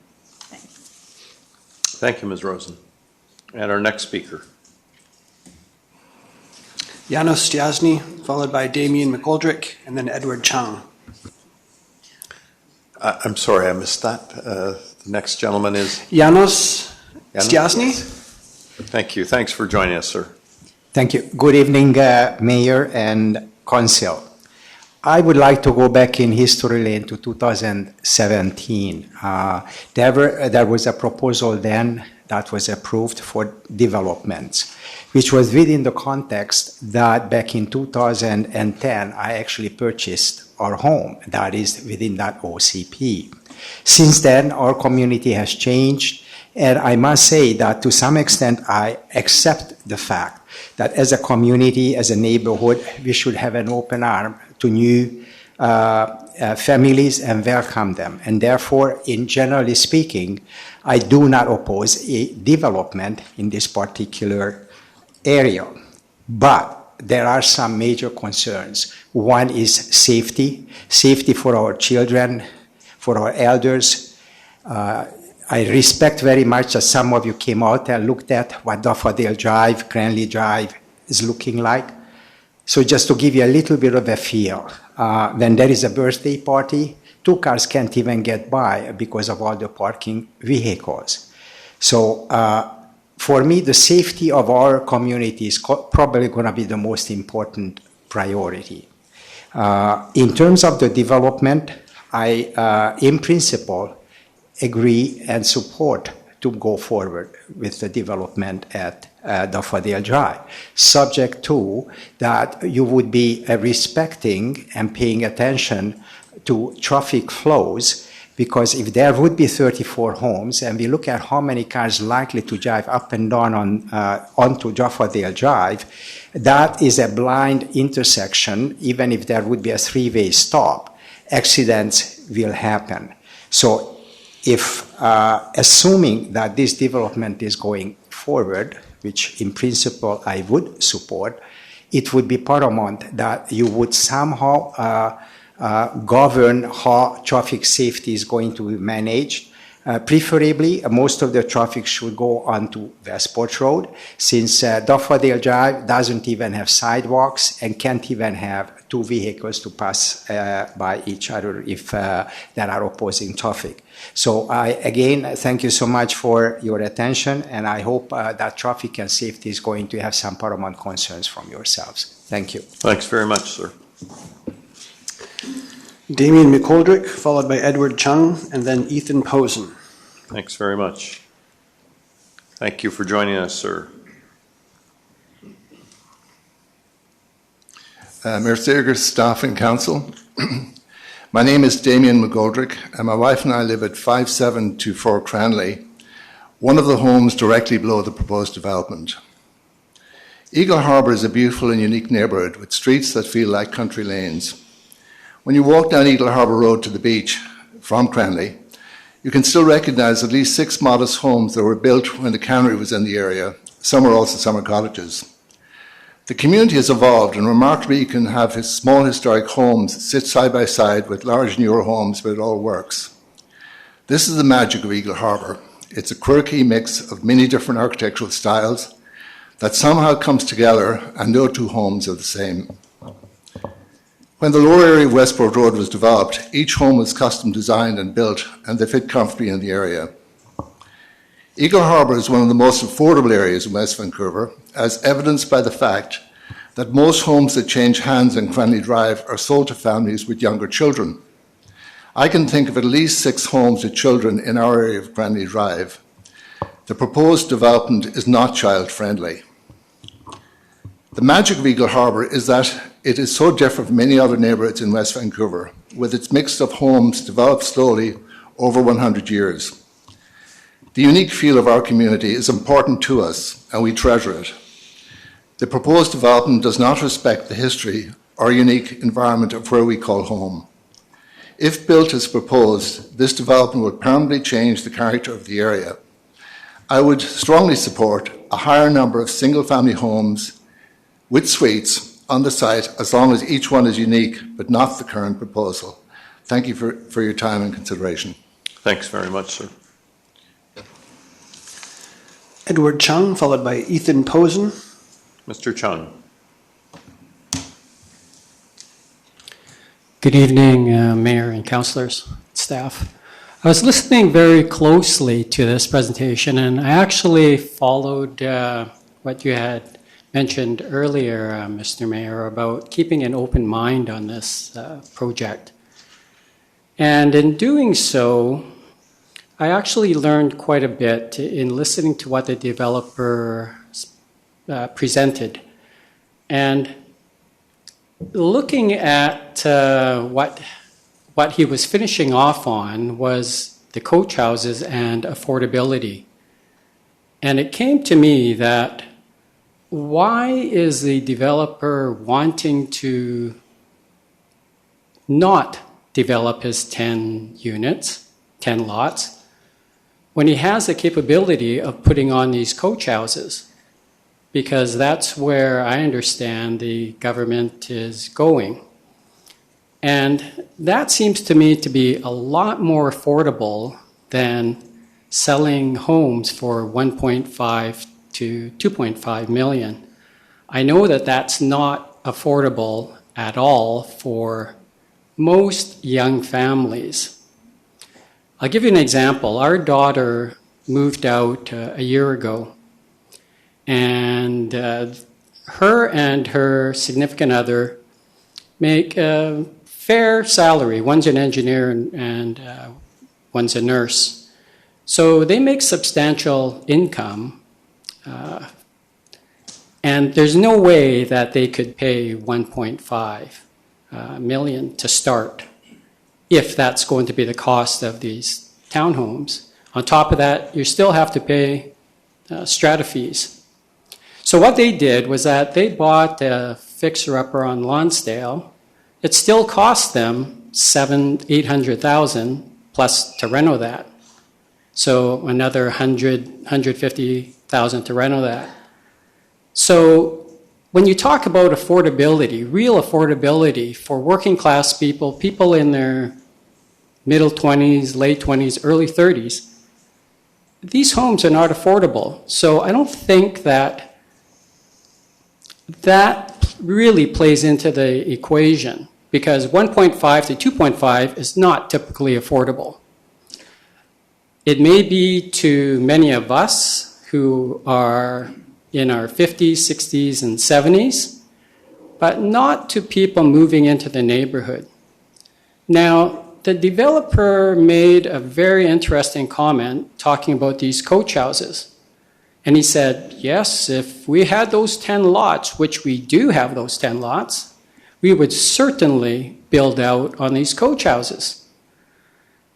And I was thinking, well, why not just do that? Because that will actually be affordable for people moving into the neighborhood.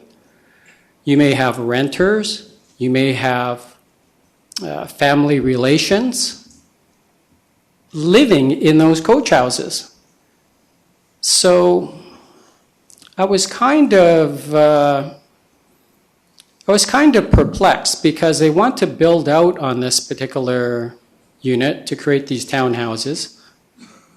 And I thought, it doesn't really make a lot of sense, because they're not affordable. And if actually what you mentioned earlier, Mr. Mayor, is that you want to have affordability for your staff. This would make it affordable renting. I can tell you, right across the street from us, there is a homeowner, and the homeowner before that and the homeowner before that rented their premises, part of it. So they lived in a main portion and they rented the other portion. That's what made it affordable for them. So I think that if council and staff are really concerned about public and affordability, you have to look very seriously at the coach house option, because that's where it is. 1.5, 2.5, that's not going to cut it, in my view. And especially on the basis that the developer is a proponent of coach houses. So I can't see any reason why not to build out on it. And let me just say, I'm not anti-development. Already, the existing parcel was not 10 lots before. It was less than that. Sorry, sir. I would invite you to stay and finish your comments after everyone has spoken. Thank you. Thank you. The next speaker is Ethan Posen, followed by Hrant, and then Loretta Caracas. Ethan. Thank you, Mr. Posen. Hello. I'm Ethan Posen. My wife and I live at 5611 Daffodil Drive, very close, virtually across the street. We've lived there since 2009. I have a few questions of concern.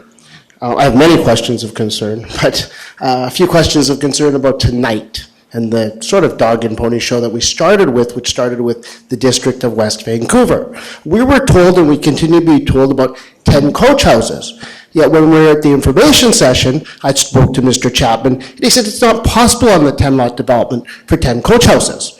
And we keep on being told about these 10 coach houses. The district is telling us about 10 coach houses. Do they work for us, the district, the people, or do they work for the developer? I'm a little concerned. If I'm wrong, I'm wrong, but that really got me angry. Sorry, I can see you're angry, sir. Yeah, very angry. Okay.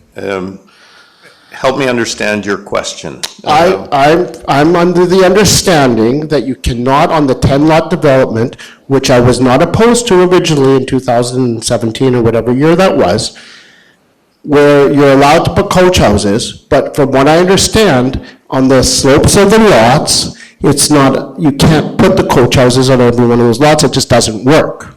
So we're told with a factual basis that these coach houses, and this is the amount of land we're gonna get if this 10-lot development goes ahead, and that's not, from what I understand, a fully true statement. And that statement's being made by the employees that work and get paid with our tax dollars. And that's upsetting. Sorry, sir. Yeah, I'm going to stop you there.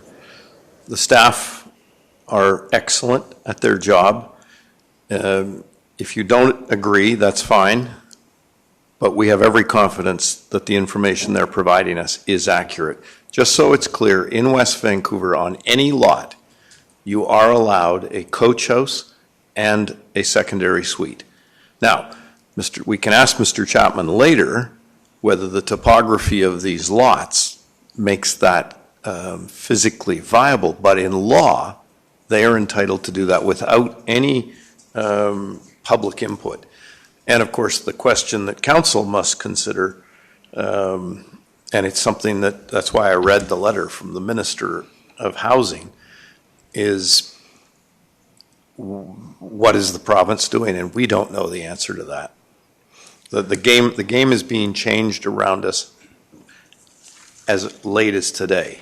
But we can only play with the game that we know, which is the information we have. Right. And I'm not upset at the staff. I'm upset that we're not getting presented the whole picture when we're being presented everything that we know, everyone knows that we're allowed the coach house, and we have no problem with that.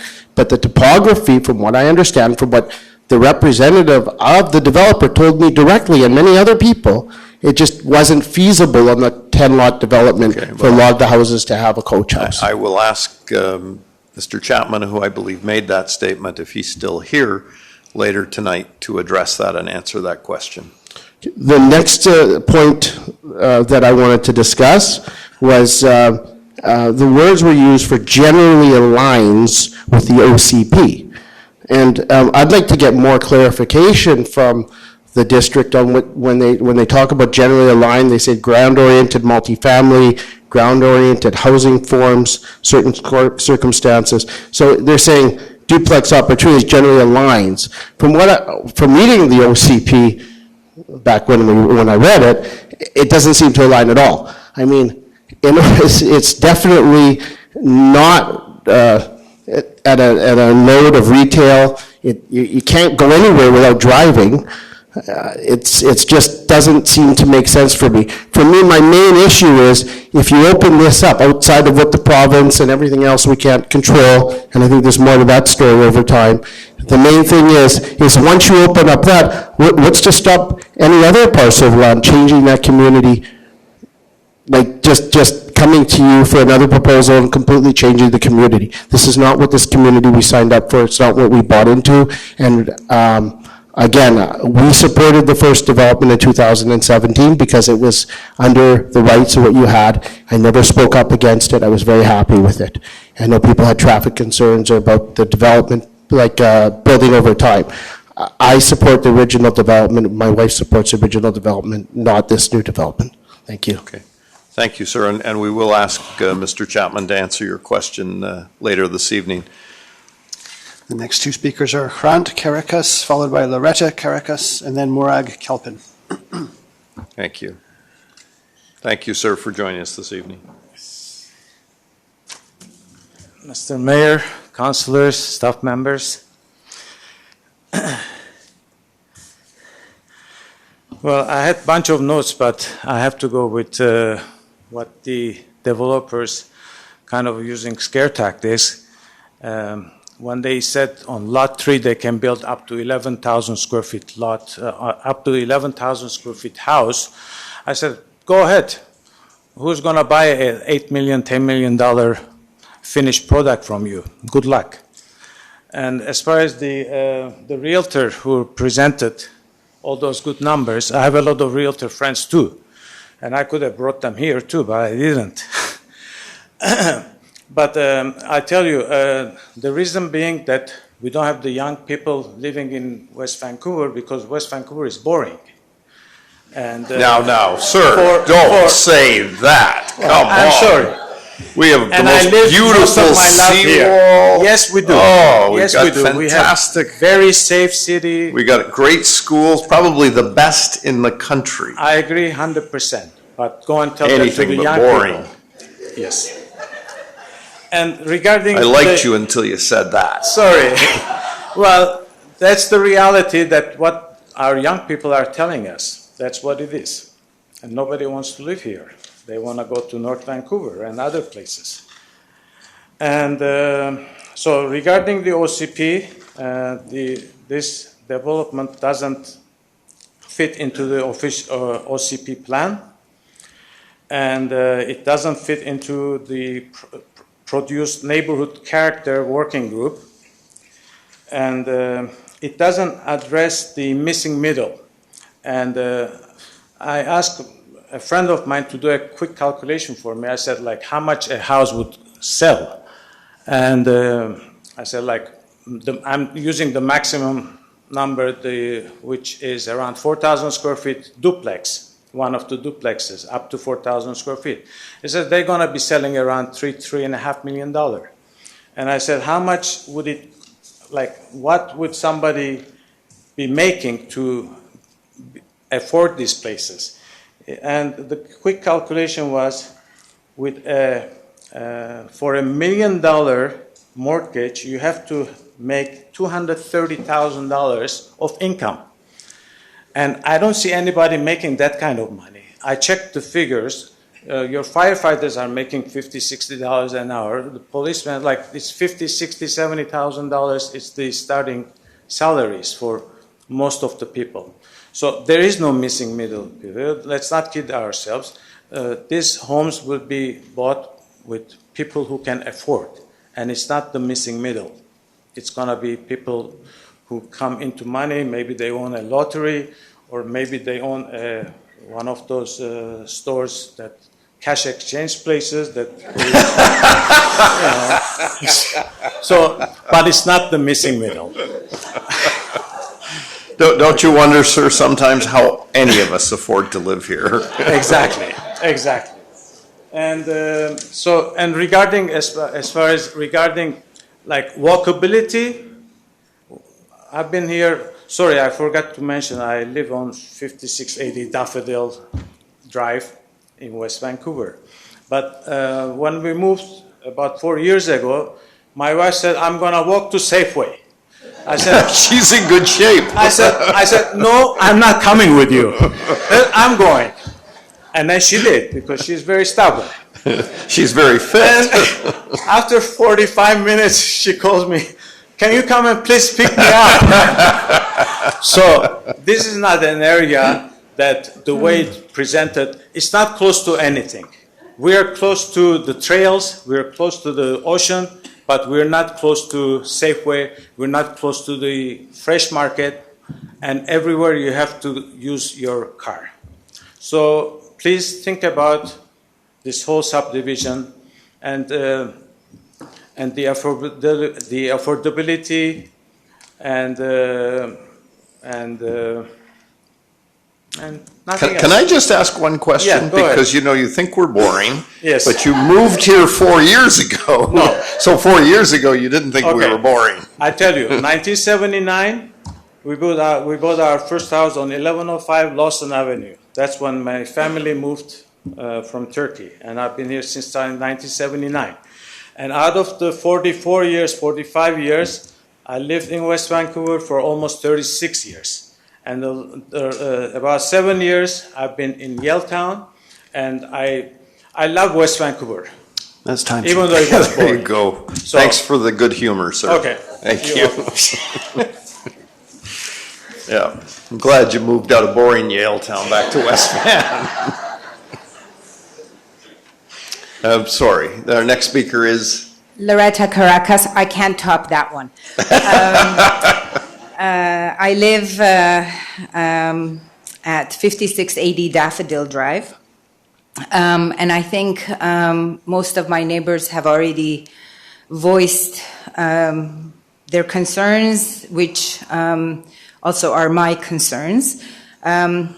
So just to make a long story short, I just think, I believe multifamily development is more suitable for designated areas of Ambleside, Dunderave, Horseshoe Bay, and the soon-to-be-built Cypress Village, all of which have the significant infrastructure and services to support multifamily housing. I believe absolutely West Vancouver needs purpose-built rental, and I think that the 10 single-family homes with the rental suites is what I would support. Thank you. Thanks very much. The next speaker on my list, Mayor Sager, is Morag Kelpin, for whom I will be passing out a few pieces of paper to everyone on council. Following that, we'll have, I believe it says Callum Beveridge, and then Sandra Grant. Thanks very much. Ms. Kelpin, thank you for joining us this evening. You're not going to start the timer until everyone gets their piece of paper, right? Okay, we'll wait. Okay, don't. Well, the point is my name's Morag Kelpin. I was hoping to do a presentation, PowerPoint, but I was not allowed to. No, sorry, it's just. Well, others did, but anyways, there we go. Ouch. Don't worry, it's okay. I handed out, I have this instead, which. Old-fashioned Hey, paper. not yet. We don't start the timer yet until everyone's got their No, he's paper. not starting. Hey, you get a couple extra seconds in here. I know. So I put this together. I certainly will not read every piece, every paper, because it's a lot. That said, I do want to highlight a few things. I live on 5726 Cranley Drive, and the development is right behind me. I am opposed to the Aqua development. I listen to what my neighbors have said, and I agree with everything they have said. So I won't, page 1, I will not read that out, but a lot of that is what they have said. On page 2, the 10-lot development, after very careful planning and consideration to the difficult terrain, there's 2 water courses and a wetland, along with extensive environmental reports, council approved the 10-lot subdivision. Get me some water, I think. My mouth is dry. I asked my husband to get me some water. So, if you look at page 3, you can see the 2 proposals side by side. Thank you so much. Brilliant. Thank you. Each proposal, each one will have the 10 lots will have a protected riparian zone. There will be protected wetlands, a park area, and a trail that does connect Marine Drive to Westport. That is with the 10-lot division. With the Aquila division, proposal, they both have the same thing. That said, this thing about site coverage does not make sense. They are both the same piece of property, 18,000 square meters. If you take a FAR of 0.3 on 18,000 square meters versus a FAR of 0.38, it shows that the 10-lot does have less site coverage. Just looking at the 2 pictures side by side, you can see that there's less site coverage. So, in any event, I guess I'll be corrected on that at some point. The Aquila developments boast that there is, in their proposal, there'll be a parkland and green space and on and on. That said, so does the 10-lot development. There was, there are 2 reports that went through with the application, a wetland habitat proposal, and then a protection of the urban forest. These reports were attached to the application to ensure that the development conforms to the West Van environmental bylaws. So whether they have to do it or not, a responsible developer would follow through on those recommendations from the experts. I'm going to jump to page 7 because the next 2 pages are just showing you those documents.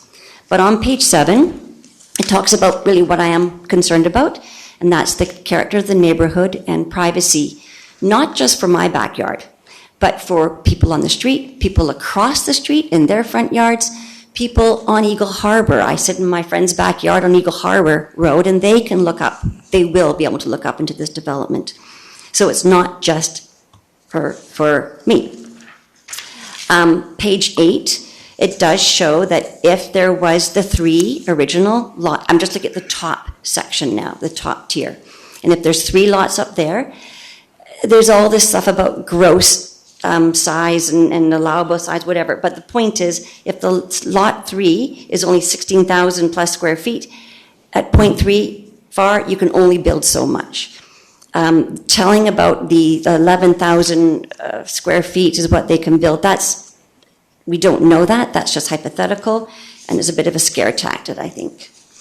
Moving on to page 9, these numbers are the gross floor area of each duplex up above. And as you can see, there's a substantial amount of structure up above. These numbers came straight from the proposal, from the plans, the gross floor area. If you see page 10, you can see just how big these duplexes are. G4 is one of the duplexes on that top tier, and that is what will be facing our neighborhood. The side view shows that it is 36 feet 5 inches. It's substantially large. And what would that look like from my point of view, or from the point of view of the street? That would be page 11. You can see that there's going to be 6 oversized duplex, side by side by side by side. There is no room to retain any trees, far less plant a tree there. And they are going to be around 34.5 to 36.5 feet in height, based on what I read from the plans. So again, what would that look like? Well, from my backyard, you can see that's page 12 I'm on. You can see from my backyard what I would see. So when I'm standing in my backyard, I would be looking straight up.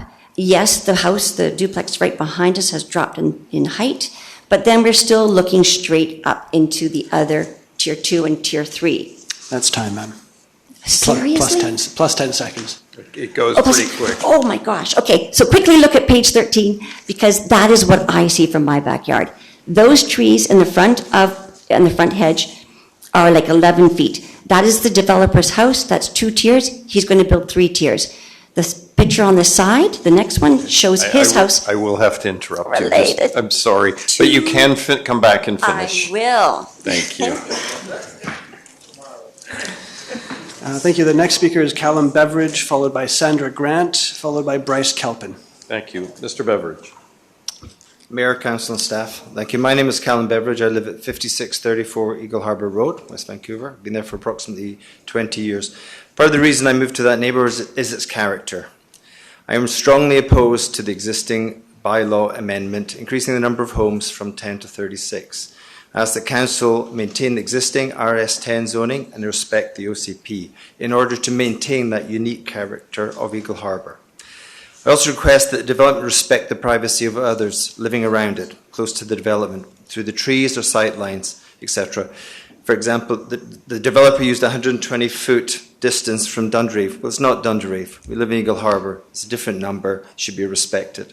I also have significant concerns over the environmental impact, given the impacts of climate change, stormwater. I see these tanks, which alarm me, to be quite frank, and slope stability, as noted in staff's presentation.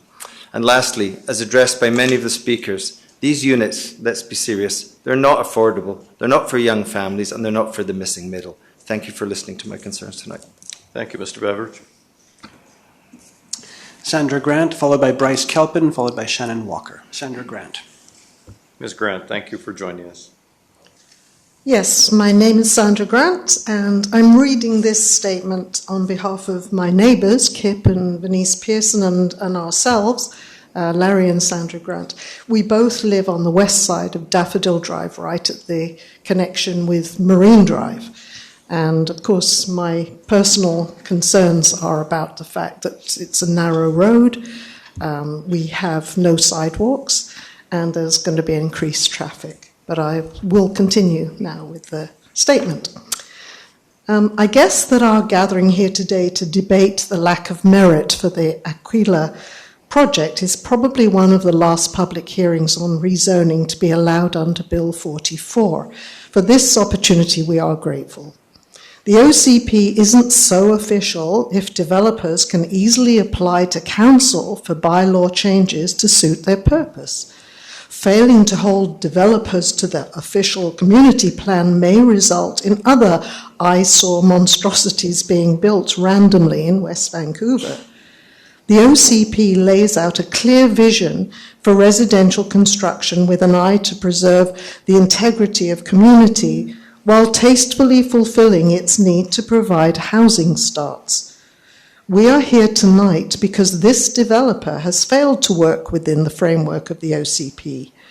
Changing bylaws to accommodate this or any other developer will set a dangerous precedent, and West Vancouver will be forever changed, and not for the better.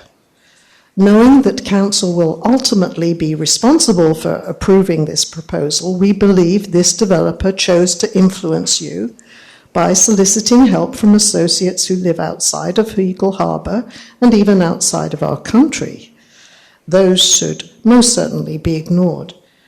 The neighbours of Eagle Harbour, those who live here, are mostly against this non-compliant project. We are passionate about keeping it an area of single-family residences and ask that bylaws not be changed to accommodate this developer.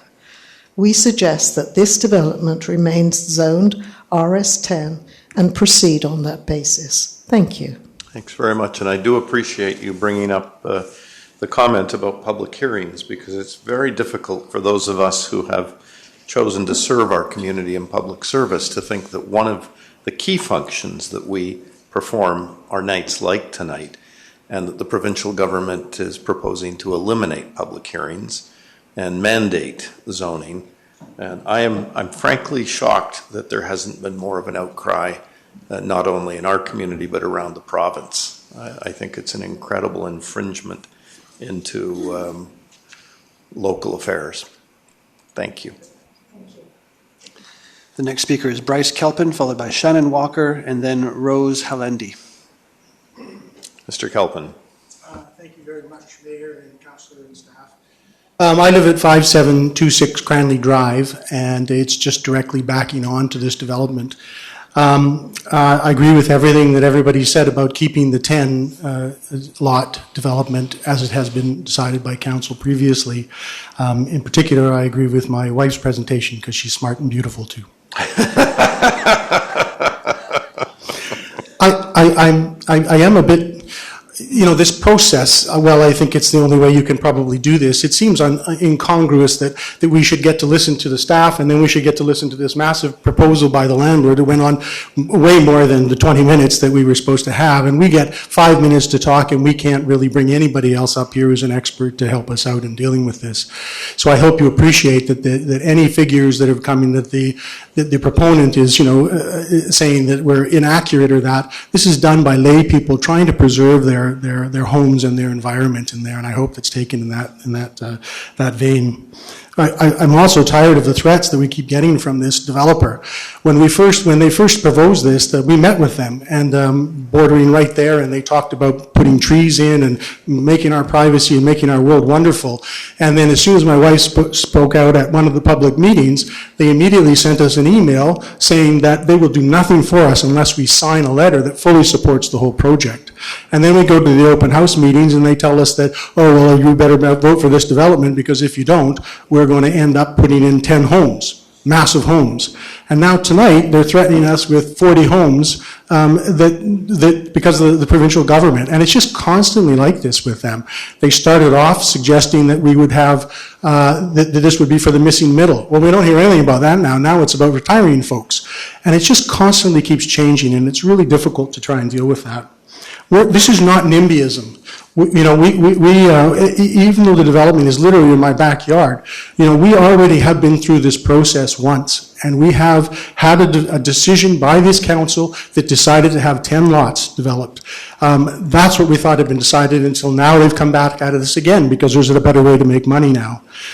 Something will be built, we realize that, and our decision is between 10 single lots and this multi-development proposal. The previous variance that was granted had careful thought into selecting the exact location of the trees so that they could save as many trees as possible. It sets out the protection of riparian zones and public areas, and none of this has been improved with this current proposal by the proponent here. the developer discussed accommodating the missing middle, but we see nothing of that at all now. And at $2.5 million, it's not going to happen. Any of my kids or teachers or firefighters or whoever you want, they're going to best be accommodated in coach houses and in single suites that are being these developments. And to the proposal's only admission, these houses don't have to be massive houses. They're making us worry about that. These could be ranchers because of the large size of the lots, and they could include coach houses in that. So that would be less impact on the community, still accommodate as many people as well. One of our councillors was quoted in the news as saying that we're only talking about 6 extra units. Well, we're not, actually.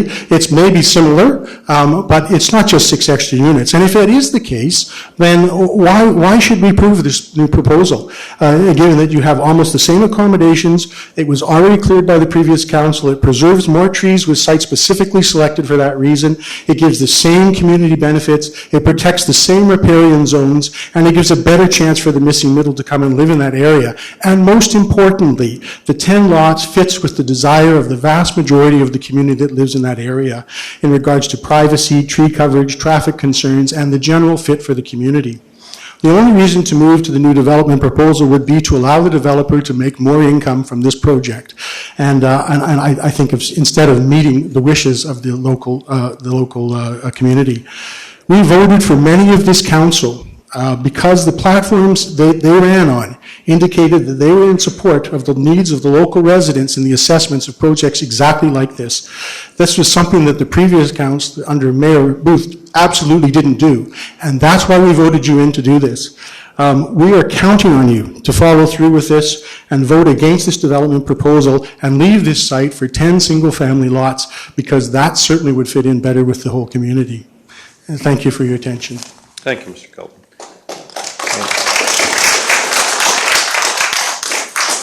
The next speaker is Shannon Walker, followed by Phil Siegel, followed by Rose Halendi. Thank you, Ms. Walker. Hello, Mayor and Council and staff. I'll be really brief to respect your time tonight, but I'm just here to say that I support this development. I think that it's, affordable is a subjective term. Nothing's going to be affordable in West Vancouver. So I think that that should be removed from the discussion. I think that diversity of housing is really important. I think from a downsizing perspective that's been alluded to in the past, it's important. I think from families that are splitting up, it's really important. I live at 4475 Keith Road. And I also think if I had the opportunity to move into a smaller home in Eagle Harbor, I would love it. Eagle Harbor is a special, unique location, but not everyone can afford a 5,000 square foot home, and a lot of people would like to have the opportunity to live in a smaller home. I also think that it is close to Marine Drive. I think it's in a discrete location, and I understand the concerns of the neighbors that are adjacent to this project, but I do think it's time that West Vancouver ups its game, and we need to have diversity, and we don't have enough of it right now, and this is a great opportunity, so thank you. Thank you, Ms. Walker. And the next. The next speaker is Phil Siegel, followed by Rose Halendi, followed by Elizabeth Epic. Thank you, Mr. Siegel.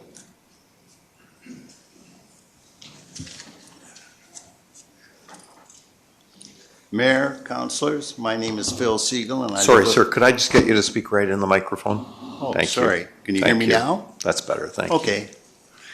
My name is Phil Siegel, and I live with my wife, Rose Halendi, at 5689 Marine Drive, and I oppose the development application with respect to Wakela and the 36 units, as well as opposing any amendment to the OCP that would approve this proposal.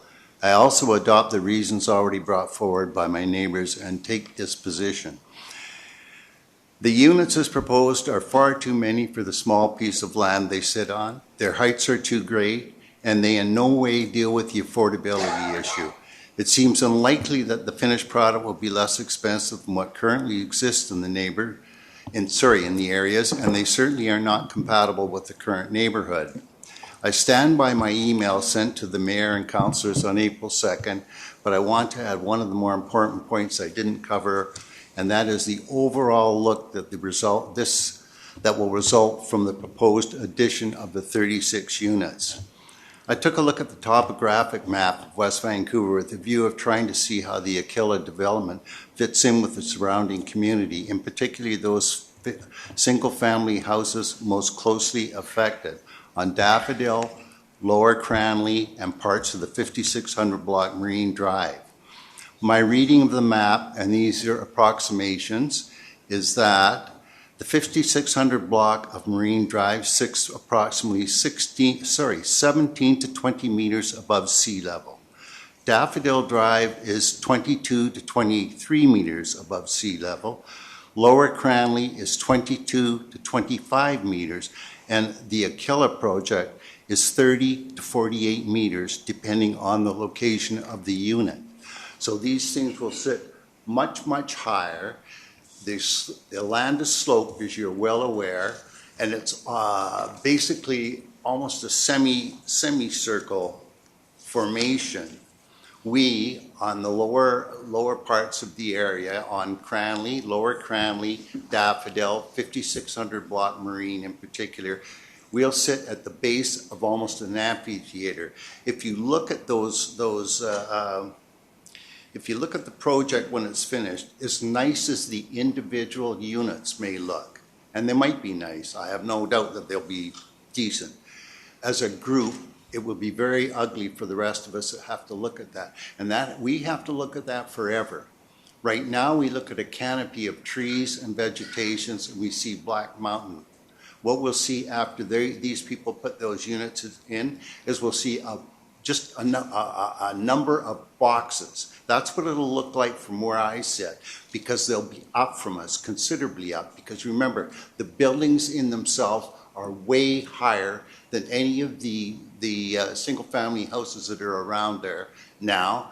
Not only are they going to be above in elevation, but they're going to be higher in height as well. So if you take these figures, and in fact, the project is on the slope plan, I've basically covered that. The problem is that that's there forever, and you can't change that. Once you've done that, it's done. It's not the individual units that are ugly. It's the whole thing as a total package.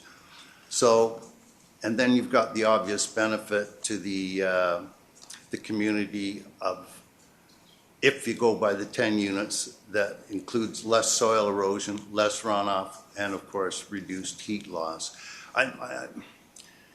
In short, I would like the mayor and the council to go back to the original 10 single-family units with affordable rental units. To me, that makes more sense. This is not affordable. Thank you for your consideration. Thank you, Mr. Siegel. The next speaker is Rose Halendi, followed by Elizabeth Epic, followed by Dion Buncha. Ms. Halendi? Thank you. Mayor, councillor, and members of the public, I won't be long. I oppose the bigger development. I endorse the 10 units. The 10 units would look a lot better and fit with our community. The other thing I wanted to mention was diverting the traffic off Daffodil onto Marine. I think it would be a big mistake because I walk around that area a lot. With the S-curve there, people don't drive 30K there. They go a lot faster. And you have to really watch and run across the street. It's just a really bad area. Most of that traffic, when that's there, should be diverted to Westport Road. So I'm in agreement with the 10 units, but not the 36. Thanks. Thank you. Elizabeth Epic, followed by Dion Buncha. Thank you, Ms. Epic. Good evening, Mayor, Council, and staff. I'm Elizabeth Epic. I grew up here in West Vancouver, and I've owned a home in Glen Eagle, 6190 Candia Place, for almost 20 years now. I witnessed firsthand the challenges faced by our elderly neighbors when they sought to downsize but found no suitable options in our community. They could not see themselves in an apartment but could in a half duplex or a townhouse, just a smaller home with some green space. Unfortunately, we didn't have that available to them, so they had to leave their community. Their departure highlights a crucial gap in our housing market. This is why I came to support this development. I believe that introducing such housing is essential and timely. It's not just about providing housing, it's about enabling our elderly residents to remain in the community they love, the community they supported for decades. And if these smaller homes could help young families afford, by West Vancouver standards, to live here too, all the better. Thank you. Thanks very much. Dion Buncha. I'm sorry? Dion Buncha is the next speaker. Dion, followed by John Gustafson and Peter Webb. Thank you. And perhaps Dion Buncha is on her way, so maybe we'll move on to the next speaker, John Gustafson. And the next after that is Peter Webb. I'll just keep going through. Oh, there we go. My Good name evening, is Mr. John Gustafson. I'm the property owner of 5631 Daffodil Lane in West Vancouver.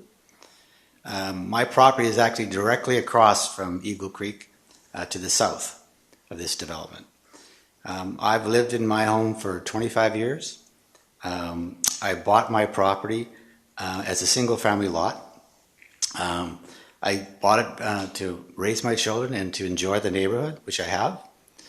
But moving forward with this development, I think it's appropriate that we look forward to new types of housing.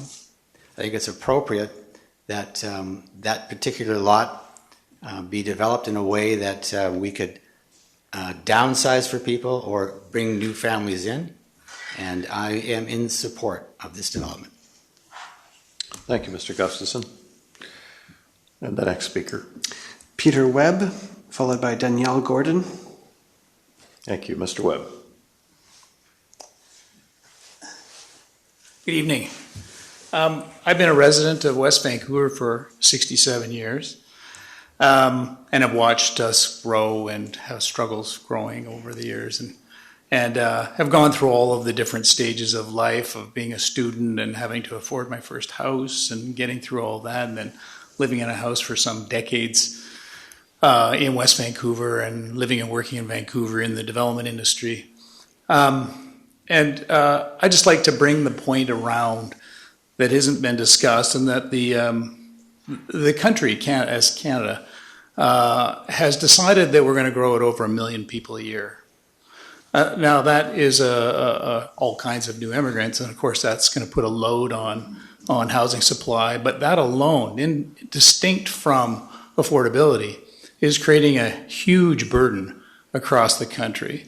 The federal government has downloaded the obligation to grow to the provincial premiers, who have also downloaded the obligation to grow to the municipalities, as indicated by the legislation that we've been talking about earlier tonight. To that end, it's not about necessarily the 1 million new immigrants to the country. It's about the affordability that, on the basis of that as well. If we don't start having some housing supply in this country, our affordability crisis is only going to get worse and worse and worse. That being said, West Vancouver has an obligation to grow. And I think everybody understands that and people are agreeing on it. Even in this room, I'm hearing a kind of a positive understanding that this has to take place in some way. Now, this project is a fairly mild version of a densification in a community that we're seeing across like the likes of Vancouver or Richmond or Burnaby, for example. And I think West Van understandably has a different way they see the world, and I've grown up in it, and I think that we have a more sympathetic understanding of the single-family lifestyle that West Van represents. However, if there was ever a low-impact version of densification, I would say this is it. I think this is hugely supportable in the master scheme of things as it relates to our federal government's goals. Thank you, Mr. Webb. And the next speaker is Danielle Gordon, followed by Barbara Shard. Then it will be Barbara Shard, followed by Gary Porosnik. And just as a note, Mayor Sager, in case there's concern in the gallery, I am skipping over names of people that have spoken, and we'll put them at the end of everyone else that signs up, if you're okay with that. Sorry. We have a number of people that have signed up a second time, but they're ahead of people that have signed up a first time. Oh, yeah. No, we must hear from people a first time, and then anyone who wishes to speak further we'll have that opportunity. Ms. Shard, thanks for joining us this evening. Yeah, hi, good evening, everybody. Barbara Shard, West Vancouver. I'll state I have no affiliation and I do not live in the area, but I do empathize with the impacted neighbors. Before I start, Bill 44, there is a change.org petition that somebody started, which would be sent to EB, so anybody who's against that, go to change.org and sign it. I'm still confused about this park, and I think somebody better if somebody could clarify that, not here, but before you make your decisions, like who's maintaining it? Is it for public use? Is it for private use? That wasn't made clear to me tonight. Some things that the realtor said that I was concerned about, something about half duplexes. Well, he didn't use the term flying off the shelves, I don't think, but there aren't many, I think he said, west of 25th. And when they do, they fly off the shelves. Well, I happen to live in the Ambleside area, two half duplexes near me for sale. Been on the market, on and off the market for months, and one of them actually for a year. So one of them is built 2007, going for $2.9 million. Any takers? And another one, I think, built in the late 1990s, $2.6 million. So I think it was Willie Nelson who sang that song, don't let your babies grow up to be cowboys, let them be lawyers and doctors and such. I don't think the young lawyers and the young doctors are going to be able to afford what I think will be $3 million duplexes, at least. And then he also said something about the downsizers, perhaps retired people why wouldn't they want to move to these duplexes? Well, do make sure they have elevators. But also, downsizers, you don't necessarily need to downsize these days. You got your reverse mortgage is another option, and you can avoid paying the realtors, sorry, Mr. Webb, and property transfer taxes and things like that. And then my last point here, so I understand under the 10 lot design, you could have a maximum of 30 units, depending on the topography. With this new design, we're talking 34 duplexes plus 2 single, which is 36. But in West Van, duplexes are allowed to have secondary suites. So are these 34 duplexes going to allow to have secondary suites, which would bring that up to 68? Just on that question, because I asked that same question. Okay. And it is, no, it would be covenanted, so there would be no additional suites. In either the duplex or the second or the single houses. Yeah. Okay, that's good to know, because that would be. I thought the same question. Okay, we think alike. Great There you go. minds think alike. Okay, so I think that was all. That was all. Yep. Thank you. Thanks very much, Ms. Shard. Thank you. The next speaker, I'm assuming Dion Buncha is not here. I'm going to not go back to that name again. The next speaker is Gary Porosnik. And for Mr. Porosnik, I have another handout, which I will do now. Mr. Porosnik, thanks for joining us this evening. Thank you, Mr. Mayor. I've given you a handout because, and I'm going to deal with stuff a little more on a strategic basis. I do not live in the area. My daughter lives in the area. She would buy one of these places. It was available. So I'm a CPA. I've been a trustee in bankruptcy, saving companies and organizations. So I looked at West Van from a strategic point of view, and I was very upset there hasn't been any development. The first reason I learned that is my neighbor, who ran the community center for 20 years and lived here for 35, raised 3 boys, couldn't find a place to downsize in 2006 or 7. And that's when I really realized that there was a big problem with development. I participated in the 2017 workup to the OCP and wondered why there wasn't more development. And we got an OCP that I would call development light. And I was told by the staff at the time for that was because there was so much, so many people were against it. So I've been monitoring this, and for the last 2 years, I've spent a lot of time figuring out what's going on. So I'm going to give you some information that I think is more strategic. And I look at things from a sustainability point of view, and I mean broad sustainability. So anybody, the population growth and corresponding increase in rental units and sales for sale in West Van has been 1/6 of the average of all municipalities in Greater Metro in the last 50 years. 1/6. Remember that most of your revenue from as a municipality, extra revenue from existing taxes comes from development. It allows you to do lots of stuff. So we've given up 85% of that for 50 years, ending 2021. So this is the research that I've had to do, and I act as a court officer, so I try to make sure this stuff is right. There's few rentals or market housing for downsizers or young people or families or workers that have been built during this time. Values for single-family housing, comprising the majority of West Van's housing stock, have increased by 500% since 2001. That's 5 times, more than that. And that's 250% since 2011. Most of the children of the last 2 to 3 generations who grew up in West Van, and now their children, have been prohibited from living here. Why? Because we haven't built the stock for them. I'd be interested to know what a lot of the kids of the people in this room would say, because I know what my 4 kids say, and there are many friends about the fact that they can't live here. And they would like to, because many of them have elderly parents that they'd like to be around and have their grandchildren here. And so would the grandparents like that. So most workers have also had to move away, and now 80% of our workers must drive here from somewhere else, adding significantly to our traffic that wasn't there before. The incoming traffic wasn't there before, the outgoing was, and the outgoing is the same in 32 years in my experience going downtown. Due to the lack of unaffordable housing for workers, trades, and professionals, there's also been a significant loss of availability of locally available services and a substantial increase in the relative cost of these services. If you've tried, am I cut off? Nope. Sorry. Nope. Okay, sorry. And so we've got huge extra costs, and you can't get part-time health care or housing care for people that want to age in place. Many businesses have not remained viable due to the lack of demand from a stagnant and aging and absentee population and the lack of availability of reasonably placed workers. And that's why we don't have a lot of businesses here and they're downclined, because the demand's not there. The objective of creating and leaving a family legacy, this is a big one for me. I moved here because I wanted to die here. I wanted to create a legacy, my kids are going to be here, and I want them to be able to live here and their grandkids. Well, for most people, that's impossible. I talk to many people and say, oh, Christ, what was I doing for the last 30, 40 years? Because I want my kids here. And I don't know how many people think about that, but I think about it a lot, and so do a lot of my friends. And a lot of their kids would like to live here. After going to university and doing other things, they want to come there.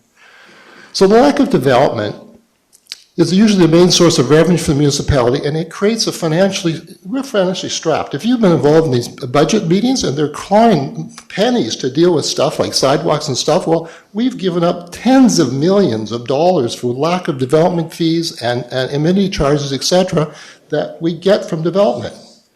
And we have to have development right across.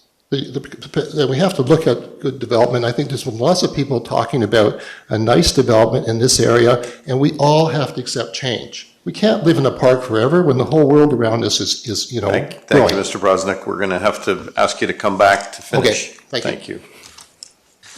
Okay, thank you. We have the following names still on the list for the first time. Vitor Farina Luz, Ann Eady, Anna Hicks, Dana Mulhern, and then we have another list of people waiting on WebEx. So the next speaker is Vitor Luz. We'll take those 3, and then just out of respect, we'll take another break. I trust everyone will appreciate members of council actually started our in-camera work today at 5 o'clock, so we get a little bit ready to stretch out a bit after 11 o'clock or 10 o'clock at night. Sir, please. Good evening, Mayor and council members. I've recently moved into 5730 Bluebell Drive together with my wife and my mother-in-law, and we are soon expecting our firstborn, little girl. Congratulations. Thank you very much. We are against the amendment proposed because we feel that land use in the shape of the previous 10 lots proposal considered by the council seems like a better fit for the area. And I'd like to say a few words about our perspective on this issue. My comments, rather than being broad, will be very limited in scope, given our limited knowledge of the area. So I feel that amending bylaws and bypassing the community plans are big decisions with long-term implications. The community plan should matter. It should be dedicated to special, clear-cut cases in terms of both the benefits to the broad goals of the district and the suitability of the area in question. This does not seem to be the case here. The increase in housing is not massive.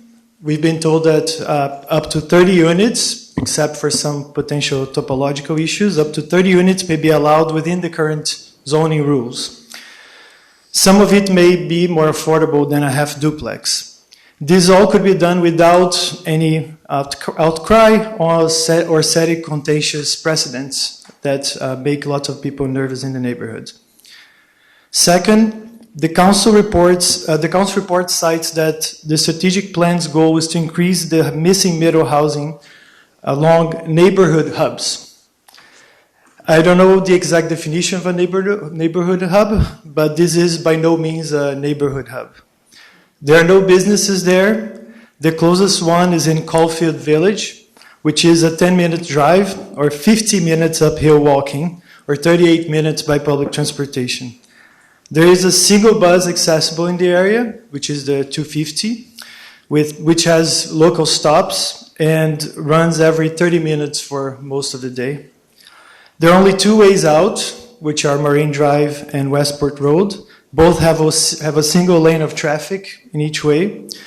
Biking is not an option, besides for sports enthusiasts, who I really admire, but I'm not one of them. These are really windy and steep, and roads with lots of steep climbs. Yes. People come here not to be in a neighborhood hub. I know that's what we liked about this area. I'd like to close by saying that I do believe there is a justified federal and provincial push for increased density and expanding development. Now, I don't know what a neighborhood hub is, but it seems that there are some clear neighborhood hubs in West Vancouver, like down the Rave, Ambleside, Park Royal area, Horseshoe Bay. This does not seem the right area for this push. Thank you. Thank you, sir. Who did we have next? Ann Eady, Anna Hicks, Dana Mulhern, and that's the end of this list. Ms. Eady, thanks for joining us this evening. You must all be so hungry and tired. I hope you had a dinner break. I live at 4347 Irwin Drive, so I'm not directly affected by the development discussed this evening. However, a few things tend to jump out at me. And one is, and I think I will reiterate what one of the earlier speakers, Bryce Kelpin, my wonderful doctor, said, and that is, so many of us were very taken by your views and promises during your campaign of not only respecting West Van and developments, but also too of fiscal responsibility. And in that comes my question. It would seem that the present developer with this development under consideration is not possibly financially benefiting the district very much. It would seem the land originally had a relatively low valuation of, I believe, 6-point-something million. I do not believe you could have all this building and still believe that that land is worth the same. So I think in an area where we do need to get more revenue, as a gentleman earlier mentioned, development fees often fuel municipal growth. Well, let's make sure we get our fees out of this one if it goes ahead. And there's also been a lot of discussion about traffic this evening, and I would just like to tell you a little story of what's going down on Irwin Drive, which is a very small circle, not dissimilar to the areas under discussion. Let me guess. You've got a very successful coffee shop drive. No, we'll forget the coffee shop, Mark. No. Okay, that's half a second off my time, or on my time. I was going to say, we are renovating a house on the street, not me. It's going on in Irwin, and there's a very large, rather contentious home being completed on the waterfront. I counted the other day over 20 vehicles for those two projects. I think when we've been discussing traffic tonight, a lot of that has been related to the day-to-day traffic, which eventually down the road may happen as a result of the development. I have not heard one person address where the devil all the trades are going to park. There's bound to be blasting. Where are all those trucks going to go? They can't go up Westport. Are they winding round to go up to Horseshoe Bay? I hope all those questions have been looked at and severely surveyed by district staff. I think that's very important. And there's one other thing too, and this might sound just a little off topic, as you did remove it from the general meeting tonight, and that was code of conduct. I was reading that today and I thought, you know what? There's an awful lot missing. And one of that is, why don't we have a code of conduct for developers? Also, too, rights of the residents. I seem to feel we often get the short end of the stick. And I do believe that our developers here should be responsive to the neighbors. They should certainly not bully or threaten. They should be making a fair contribution to the district. I think all these things are incredibly important. And whatever you decide to do with this, it will become precedent setting. Most certainly, if anybody thinks they can buy half a duplex at least probably 2,000 square feet in West Van for $1.2 million, well, I got a big bucket of wooden nickels to sell you. Thank you. Please have a break. Good night. Thank you very much. The last two names on this portion of the list, Anna Hicks and Dana Mulhern. Thank you. Ms. Hicks, please.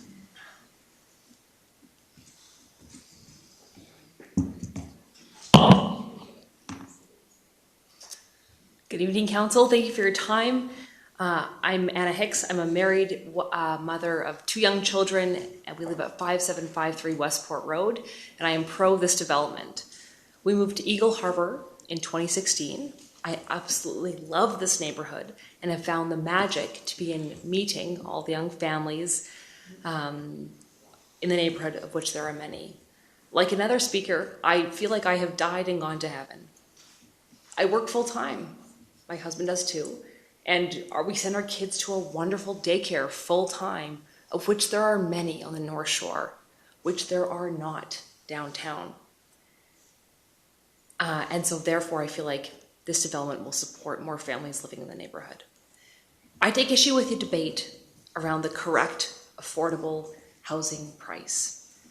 The market price is the market price in West Vancouver. Anything in West Van will never qualify as affordable housing relative to average incomes. Aquila is not affordable housing, nor does it purport to be.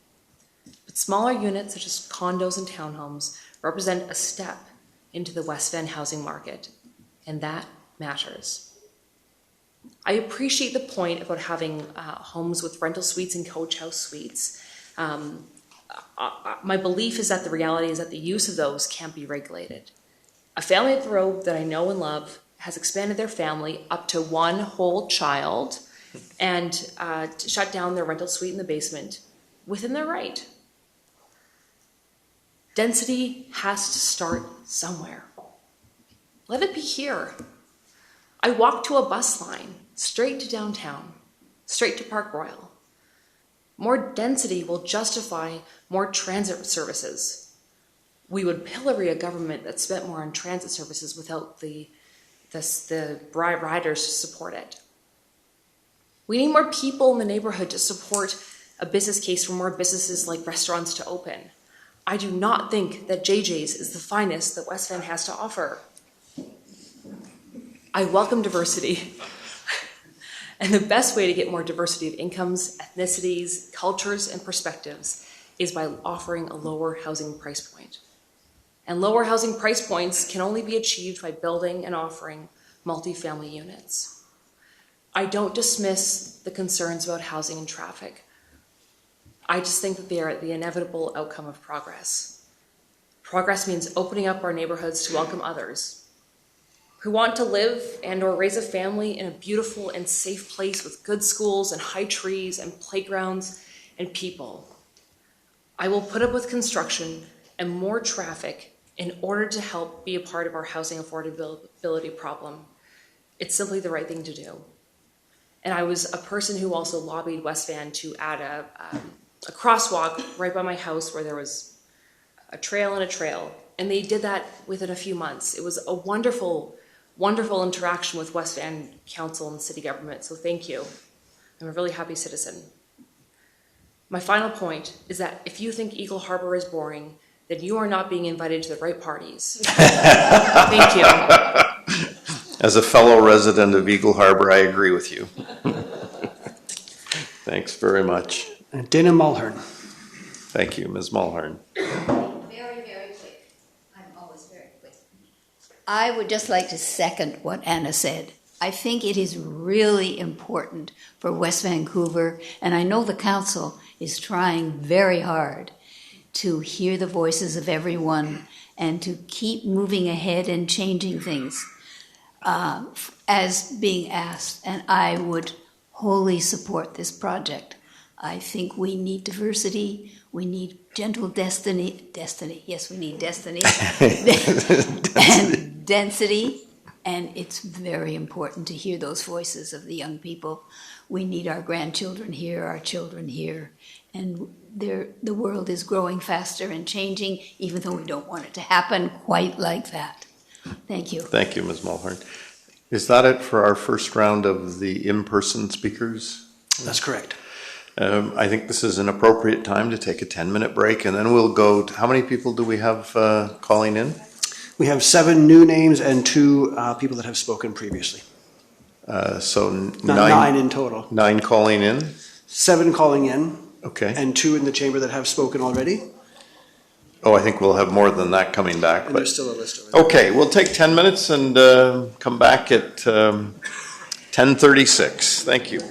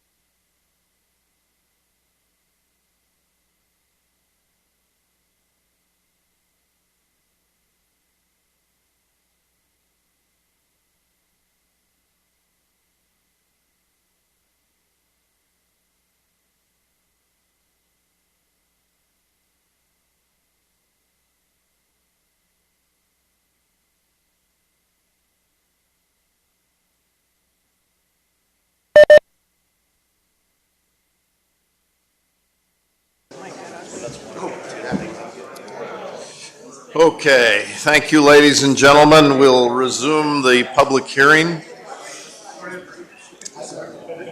Thank you.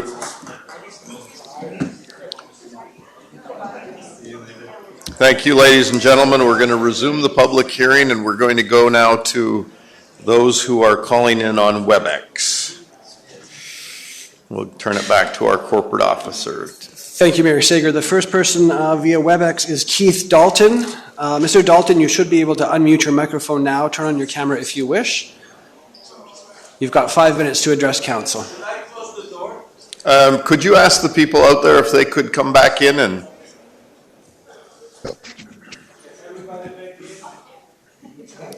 Thank you. Mr. Dalton, are you there and can you hear us, sir?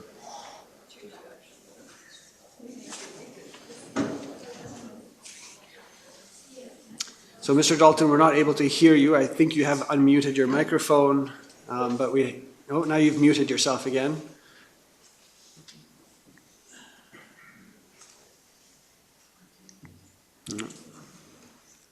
He's muted again. So I'll tell you what, Mr. Dalton, I'll try to promote you again in a moment.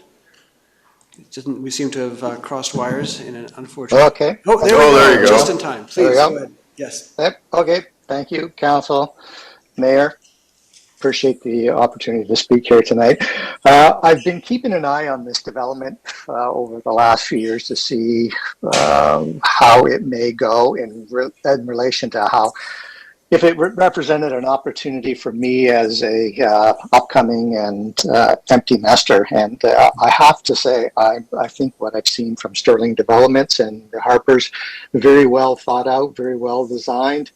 And it would be something that I would support and perhaps buy as a downsizer in West Van, wanting to stay in West Van.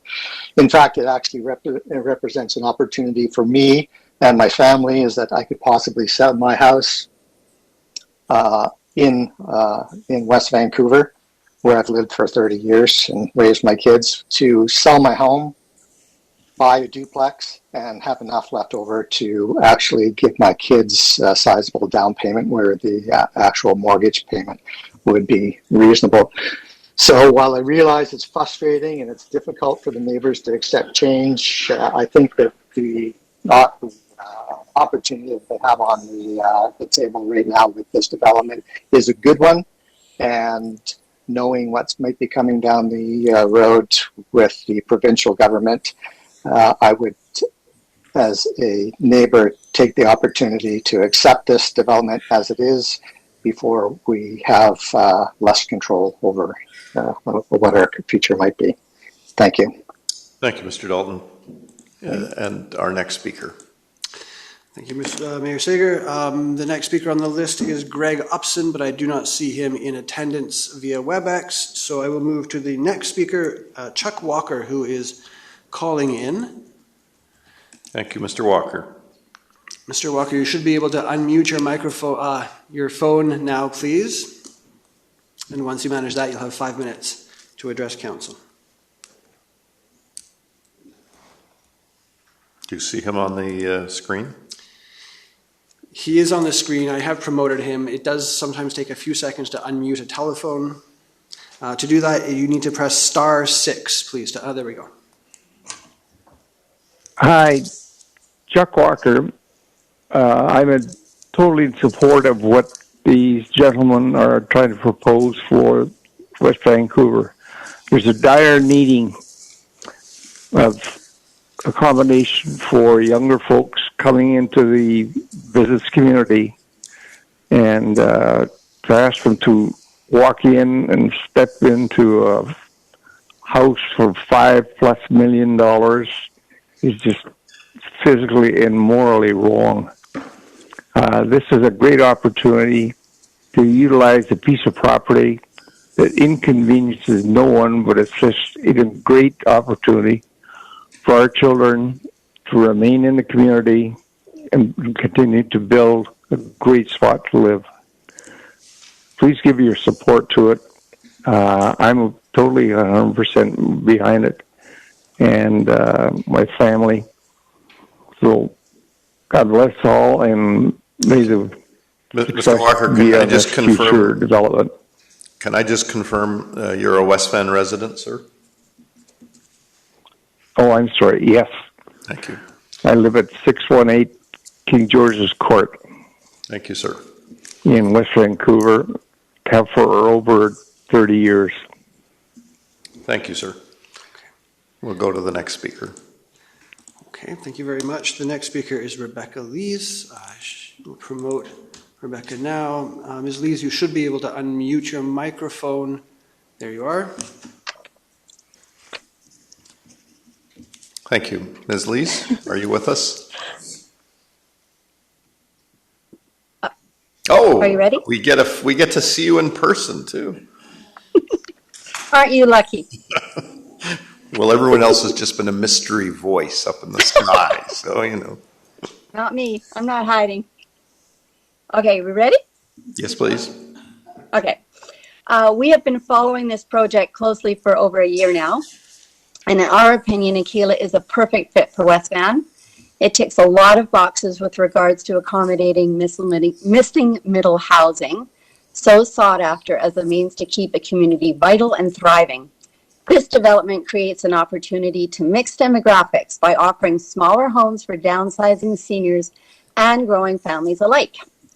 Instead of supporting developments promoting 300 square foot micro suites as the ideal future for downsizing seniors, we urge you to consider voting in support of Aquila, which offers a far healthier next step lifestyle option. The future housing style offered in this country, this kind of development is far better fit for what those of us looking for an option to be able to stay in the community where we raised our kids are looking for. We have friends who have sold their homes in West Van and look for exactly this type of sized home to relocate to. Unfortunately, they were unable to find anything that suited their needs and reluctantly ended up moving out of the community. It's time for the district to move forward with providing this exact type of next step alternative accommodation. We don't need, nor should West Vancouver encourage more monster homes. A key feature when it comes to Aquila is just how thoughtfully it has been designed, keeping the existing landscape in mind. The carefully considered combination of features and materials allows this development to integrate seamlessly into the beautiful natural aesthetic of the existing surroundings. I would like to point out that there is a lovely little restaurant on Marine Drive across from the marina that has struggled to stay in business, and it's been lots of restaurants in the past, and the whole small complex could have a small market or coffee shop. There is potential to have things within walking distance if there are more young families and older folks to support it. It appears that some who are fortunate enough to enjoy the benefits of calling Eagle Harbor home now want to pull up the drawbridge, as they say. It's time to welcome young families and retirees to share and thrive in this beautiful area by offering alternatives to less affordable single-family homes. Aquila will successfully provide the opportunity to build a bridge to a vibrant and healthy living environment for both young and the young at heart. By supporting Aquila, Council makes dreams come true, has the ability to make dreams come true for those of us hoping to stay in the community we have been blessed to call home, as well as for those hoping to join in what we've been so very grateful to be a part of. Thank you. Thanks very much, Ms. And my Lees. name is Rebecca Lees. I'm a resident of West Vancouver. Thank you very much, Ms. Lees. Okay, thank you. The next speaker on our list is Colin DeJersey, who I see Sorry, here. Colin. Colin, C-O-L-I-N, DeJersey. Thank you, Mr. DeJersey. Hey, good evening, Mayor and City Council, and thank you for taking the time to hear me out tonight. I'll keep this really brief. My name's Colin DeJersey, and I'm 35 years old. I grew up in West Vancouver, and I went to West Bay Elementary, and then West Van High. And I always thought that I would raise a family and live in West Vancouver. It's truly my favorite place in the world. But nowadays, that thought is more of a dream. Affordability in West Vancouver just doesn't exist at this point. And for the most part, West Van just contains huge houses on huge lots. And I'm getting to the point now with my girlfriend where we're looking to get into real estate. And like many of my friends who are successful professionals and business owners like myself, we're in the same situation. We grew up in West Van and we want to live there again, but we're looking for real estate in places like Squamish or Vancouver Island or Port Moody because we want to own a home and we want a safe community to raise our kids. And we just need more affordable housing options in order to stay together. So I think projects like Aquila are a step in the right direction towards creating more affordable options in West Van, which will help infuse much needed youthfulness into the community and provide more opportunities for prospective families to call it home. I definitely don't think that West Van should turn into some mega developing district, but when there's an opportunity like Aquila to thoughtfully subdivide 10 homes into 36 homes, I think that's a smart approach to move towards a more diversely attainable West Van. And don't get me wrong, I know that this one development isn't going to move the needle much on affordability, but this one and more like it really could. And I understand that Aquila might not be suitable for everyone in the meeting tonight. And I do sympathize with everyone, and hearing everyone's concern has been nice. But I'm quite certain that if we stepped outside this meeting and asked 100 BC residents at random whether they do support this development, we'd likely have 95 in favor. We're in a dire real estate dilemma, and we need to make change. So I am in favor of Aquila and other projects with a similar approach, and I hope to raise my family in West Van one day. Thank you for your attention. Thank you, sir. Okay, thank you, Mayor Sager. We have one more call-in user by the name of Josh Wong. I'm not certain that this is Josh Wong, but I will promote this call-in user. Mr. Wong, if that's you, please press *6 to unmute your phone.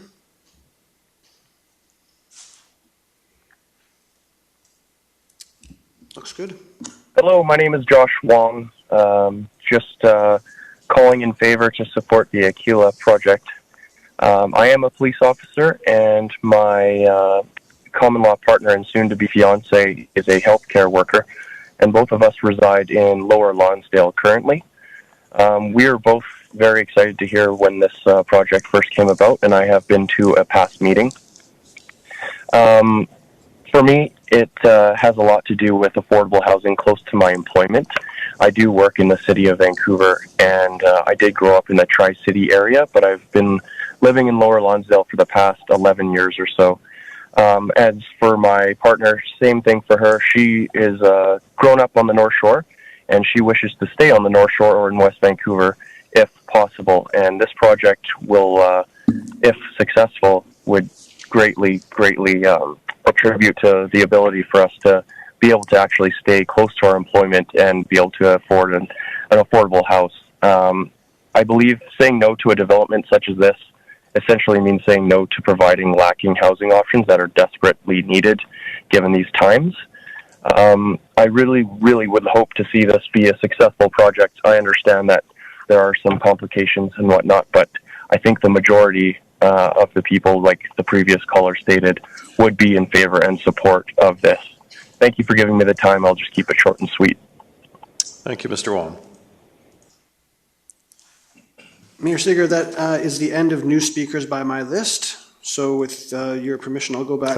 Can I just ask, is there anyone here this evening that has not spoken for a first time who wishes to speak? Okay, thank you. And we'll now go to anyone who would like to finish their remarks. And again, we'll stick to the 5 minutes additional time, and if that isn't enough, you can come back at the end. The three who have signed up a second time are Mats Gershman, Morag Kalpin, and Gary Porosnik. So we'll start with Mats. Thank you, sir. Thanks for your patience to come and finish your remarks. Thank you, Mayor Sager and councillors. This is nothing to sit here till 11. I've been opposing this for 4 years now. And actually, I've been opposing it because of principle. I am affected by it from a traffic point of view, not from a view point of view. I live on Cranley Drive, have lived there for 37 years, brought up my children there, and we love the area, the neighborhood. Specifically, we like that the neighborhood has changed over the years. When I moved there, our kids were young. Now we're getting to be the old ones. I'm going to comment on, a lot of people are talking about what seniors want to do. Well, I'm a senior galore. I actually have my birthday. You don't have to admit that. I am. I'm not shy of it, but it's so nice to see young people moving into the Eagle Harbor community. And you just met a few. One is just pregnant. They just moved in, a young couple. We have just on Cranley Drive about 3-4 young couples with young children. We have up on Bluebell young couples with young children. When we hear speakers who say, well, Eagle Harbor, it's a bunch of aging people. Not true. All ages are there, from young couples to young couples with children, to children with teenagers, children in university, etc., etc. So from a senior point of view, I want to just talk from a personal point of view, because everybody says seniors would like this. I don't like it. I want to stay in my house as long as I possibly can. It's an old house from 1960. Somebody said, who wants to maintain an old house? Well, we got a beautiful garden. We were really happy there. We have neighbors. We know that this is like a party coming together. We have like 30 neighbors who attended today, which is great. It's a wonderful neighborhood to live in, and we like to live there as long as we can. I don't think many seniors want to move to a little duplex, especially a 3-story duplex. There was some comment on that, yeah, but we could have, in the G units, we could have elevators. How much do elevators cost to put in? What would the cost be of that house to run it? It would not be affordable. And when the province is pushing for affordable housing, because we're getting more and more people coming in, we got to look at affordability. We can't just say, well, let's build something, duplexes, that sounds great. We got to look at what can people actually afford. And in reality, as I did in my example, and I asked the CEO here, I don't know your name, sorry, to hand out my little calculations, but I hope you're going to get those to see the numbers, because really those numbers show that somebody who is a fireman, and we got friends who are firemen, who are teachers, it's very hard to afford something over $1 million. When it comes to young children, young people with young children moving in, I have 2 children who have young children. I said to them, why don't you try to buy a duplex? We don't want to have duplexes. We want to have a yard where the kids can run around, where they can play, etc. We don't want to have to walk far away to get them to play. So there are lots of different opinions. Some seniors might love this. Some young couples might love it. But there are different opinions about this. So I just want to say that. Then the summary that I didn't have time to do, I'm going to use these last 50 seconds for that. That was, again, to iterate that missing middle does not equate to affordability, and Aquila is not affordable. We don't want to see houses being built and ruining the neighborhood. And then we have another Sewell Marina where 25% is let out, or Gateway, there only 25% is let out. That's dead. It's sad to see that. And again, Aquila does not fit into the OCP. That has been mentioned so many times here. It's not a hub. Everybody has to drive a car. And these are real concerns, and we're not NIMBYs. We want to see development of these rental suites in these 10 units. So thank you very much for your attention. You have to listen to me. Can I just, before you leave, sir, you made a comment about a sheet you wanted members of council to read. Yeah, I gave it to Can Mr. Sorry, can we just get this clarified? I want to make sure members of council get it. I do have a copy of it, and I'll provide it to each member of council, along with the other items that I've been receiving today. I've got it right here.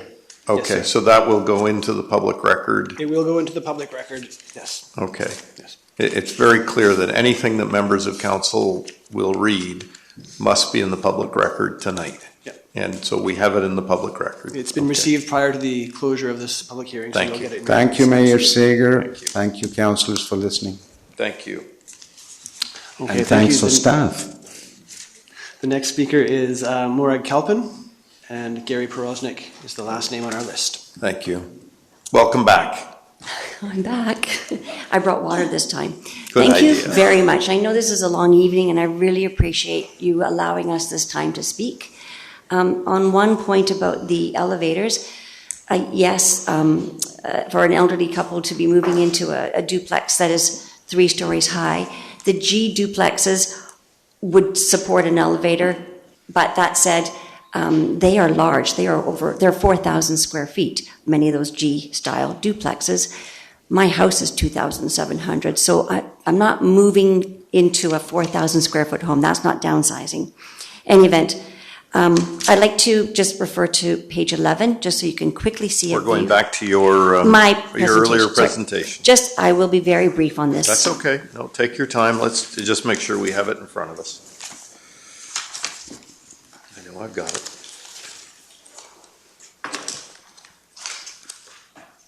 Thank you. We're Got it. good? Yes, thank you. All right, thank you.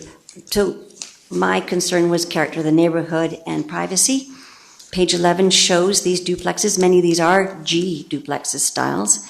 And so across the board, we would have 6 duplexes on the top ridge, side by side. No room to retain trees, far less plant trees in that area. I will quickly flip over then to page 13 to show you what my view is from my backyard. That is the developer's house. I look straight up into their house. They look straight into my backyard. That is 2 stories, and they are proposing 3 stories.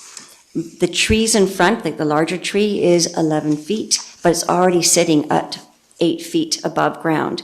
So if they're suggesting they're going to put in 20-foot trees, unless it's outside my back door, I still will be able to look up. So if you look over to the right-hand side, there is another image, and that is the developer's house. And you can see the top row of duplexes are sitting up and above that. So it will infringe on our privacy. It will look down into our neighborhoods, our backyards. Cranley Drive, Marine Drive, Eagle Harbor, as I said, I have a friend who will be looking straight up into that development from her backyard. The next page, page 14, is a summary. I won't go through that. You can read that in your spare time. Sorry. No, sorry. Anyways, there's 2 pages of a summary, just comparing the 2 developments side by side. My final point is that there was a statement on page 16, Positive Voices of West Vancouver. They're an organization, of course, that you know. They pointed out in their website, my last 3 things I want to speak to, the last 3 points on that, they stated that good planning should protect our environment, our urban forest, and our waterways. It should preserve the character of the neighborhood and promote rental suites. They were talking about the fact we need more rental suites. I don't need to do the summary or the final conclusion. You can read it if you wish. Thank you so much for your time. Thank you. And for letting me to come back. Thanks very much. And Mr. Prosnick, looks like you may be last. You and the beer. Okay, thank you. I tried to take this a more strategic level because the council here is, I think, challenged with a really major turning point in the history of West Vancouver, and that is to deal with these developments for a varied market housing, and this is just one of many projects that are needed to rectify decades of neglect. I'm glad you heard from a 35-year-old, because if my 4 children were here, they would have said the same thing, and the dozens and dozens of their friends that we talk about this all the time. So I'm fully expecting you to have a lot of these people in your council meetings over the next 2 years, because they were West Van residents. They've been abandoned. If we went down to talk to the high school students right now and say, forget it. You think about you're going to live here? Unless we have a housing policy that changes and we start doing proper development with lower cost housing, not just $1.5 million. You can buy $1.5 million townhouses, duplexes all over Greater Vancouver. You can't do them here. You can buy them a little lower prices than that, and we need apartments and other things too. So we need a variety of housing, and the reality is developers have not been coming to do coach houses because they're not economic, and they don't solve the problem of low-cost housing. The coach houses don't. You need more density than that, and the developers will tell you that. And the other thing is that in order to get this housing built, you've got to support developers who are willing to do that. We're not seeing the big boys here doing this stuff. We're going to see smaller developers that are used to work with smaller communities and build the housing that they need. And I think it's really important to have a win-win development here with this current developer, who I don't know, but I've dealt with many developers and done analysis of market housing, et cetera, for 20 years with a good team, and we're an analytical people. And, you know, the development process has really good people in West Vancouver to kind of manage the staff, to manage development and get a win-win positions. And I think staff should recognize that these people are really well educated and trained and got a good experience, and so that we have good hands, and the mayor has said that. So I think we have to have some faith here, and we have to realize that we've only built 1/6 of the average, and banished thousands of people from here, West Vancouver workers, West Vancouver kids, and their kids. And I don't think that's at all what a sustainability community should look like. And so I think the council's got to raise the bar here for themselves to really get at this. And there's a reason why the provincial and federal government are saying you got to do this, because we cannot afford an economy without workers. We're not just can't bring in workers from other countries, we can't keep the existing ones. We've lost our best and brightest from West Van for decades. Where are they? Not here. I've got a lot of parents my age that are saying, God, I wish I would have done something a lot longer. But they're just scattered because they could not live here. Do they want to live here? Lots of them do. And lots of them would look after their parents, and we have this whole senior thing looked after. Okay, so I'm really appealing to council to raise above, the individual. You're always going to get people around a project who are going to see the bad things. They won't understand the process that you have development, you get the money, you fix transportation, you fix the environmental issues, you get amenities, and you create a vibrant community. And I think you do it in hubs around West Van, just like in Langley where I grew up, there were hubs all around. And there's a possible hub around Eagle Harbor. So gotta get it right. Yeah, you've got, and maybe there's a little store there, so you don't have to drive all the way to get bread when you need it. I mean, you got Horseshoe Bay's close by, but you've got there's a school there. And someone said to me, they built schools all the way in West Vancouver and in North Shore to create hubs, and that's where the housing should have congregated. We haven't done that. The transit didn't do the building around the SkyTrain station until 2003 and 4. They realized they should be doing it. We were the ones telling them to do that. And there was a guy in provincial government that said, we need to do that. Well, we need to do that here too. We can afford a lot more density, wise density, and create vibrancy again in our community with people at all ages.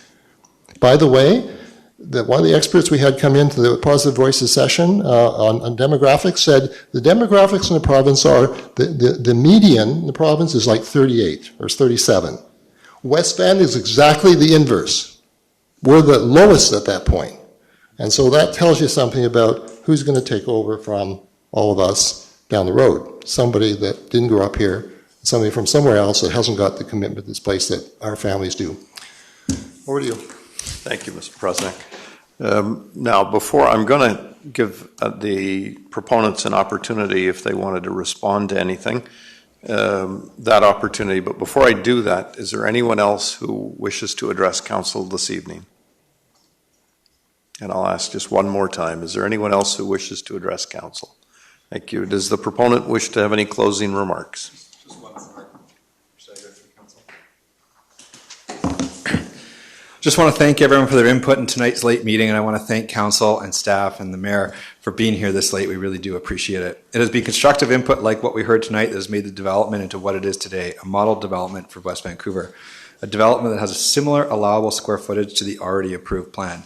a development that betters the environment through creek rehabilitation as well as reducing the carbon footprint by utilizing the best building methods possible. And finally, a development that fills a massive void in the housing options West Vancouver for those wishing to downsize and remain in West Vancouver, along with young families looking to move into West Vancouver. Our price points, as we said, are 1.5 to 2.3 million, and we have proven we can achieve these numbers in our recent sales in Glenmore. These houses average less than $600 per foot, and these houses proposed are generally less than the houses that are selling on Cranley, which we've heard young families are buying. A wise person once said to me, "We decide who comes and who remains in the community by the housing that we build." Thank you, sir. Is there any, Councillor Cassidy.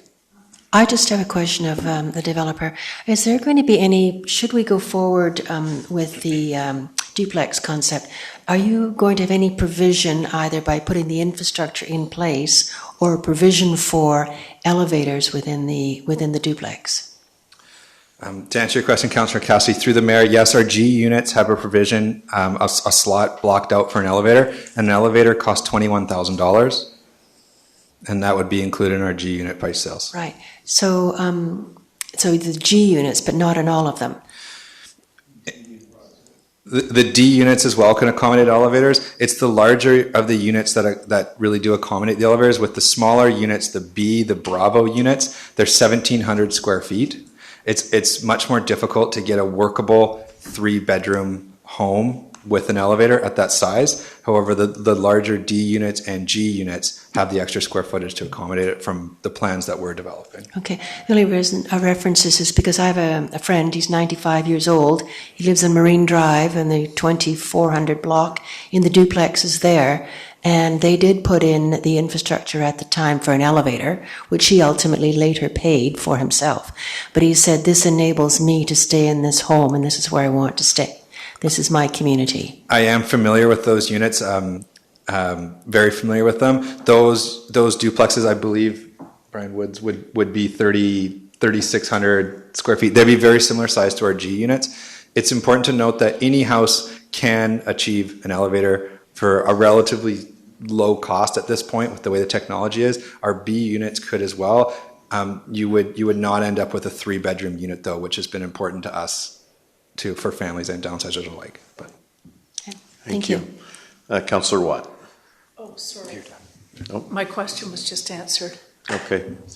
Sorry, I think, anything else you wanted to add? Okay. I would like to thank everybody for, Councillor Thompson. Sorry, there's a lot of stuff out there, and I want a little bit of clarity moving forward. So to staff, I'm going to ask, right now we're looking at a 36-unit project that we will be voting on another time.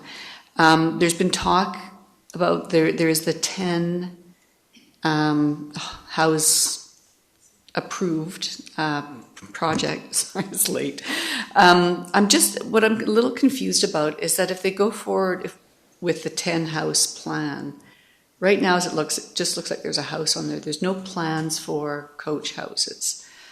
So if they were going to go back, and I believe Mr. Chapman was going to speak to the viability of putting coach houses in on the site, how does that work moving forward? Do they come back with a whole new plan with coach houses on it for us to look at and approve again? Through the mayor to Councillor Thompson. So if the 10-lot subdivision was to proceed for the building permits on those lots, they wouldn't require any further public consultation or council or even staff discretionary decision. They would have to meet all building code requirements and meet the zoning, but they could, subject to maybe any comments from the applicant regarding topography and sort of challenges with the building envelopes that exist on those 10 lots, because one of the things is that the building envelopes were defined in the 10-lot subdivision plan, so they would have to fit whatever approved building permit development within that envelope, and so that would be just subject though to building permit issuance at that time.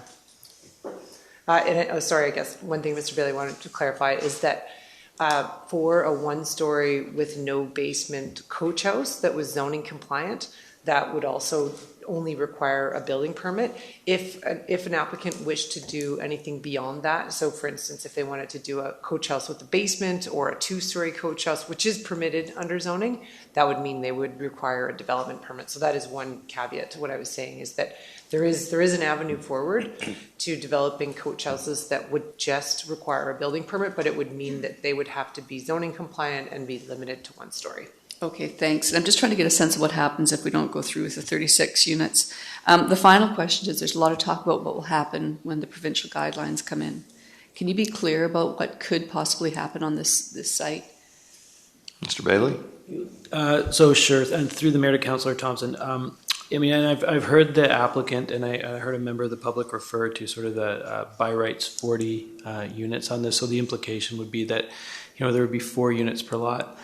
Staff are currently reviewing the provincial legislation, and our interpretation currently is that because we allow a secondary suite in a coach house, that we would not necessarily be in a restricted zone, so that the 30, it's not necessarily 40 units that they would get as part of the provincial legislation. It would be 30 units.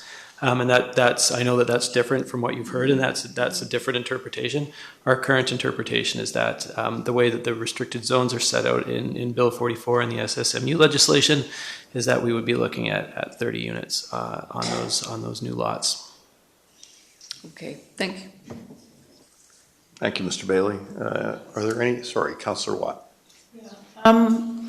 A member of the audience spoke to the fact that the site, due to the terrain, may not be able to house an additional 10 coach houses. I think Mr. Chapman was going to be called on to speak to that. Mr. Chapman, are you willing to address Council's question?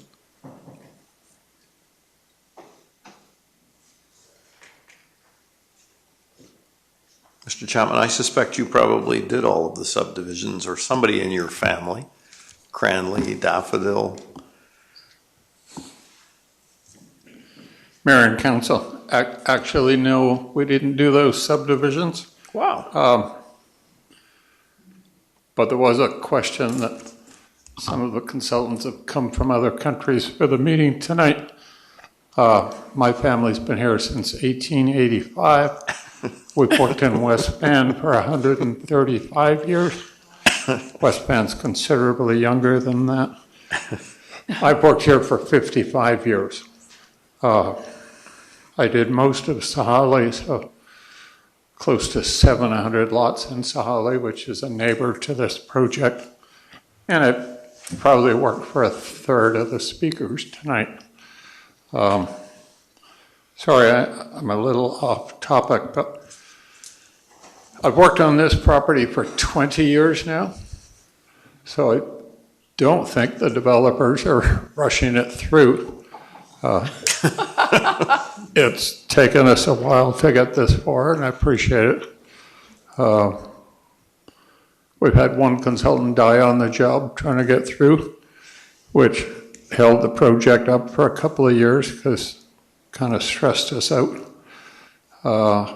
Question on the townhouses. One of the speakers tonight indicated that at a public meeting, I told him that townhouses were unlikely, and that is correct.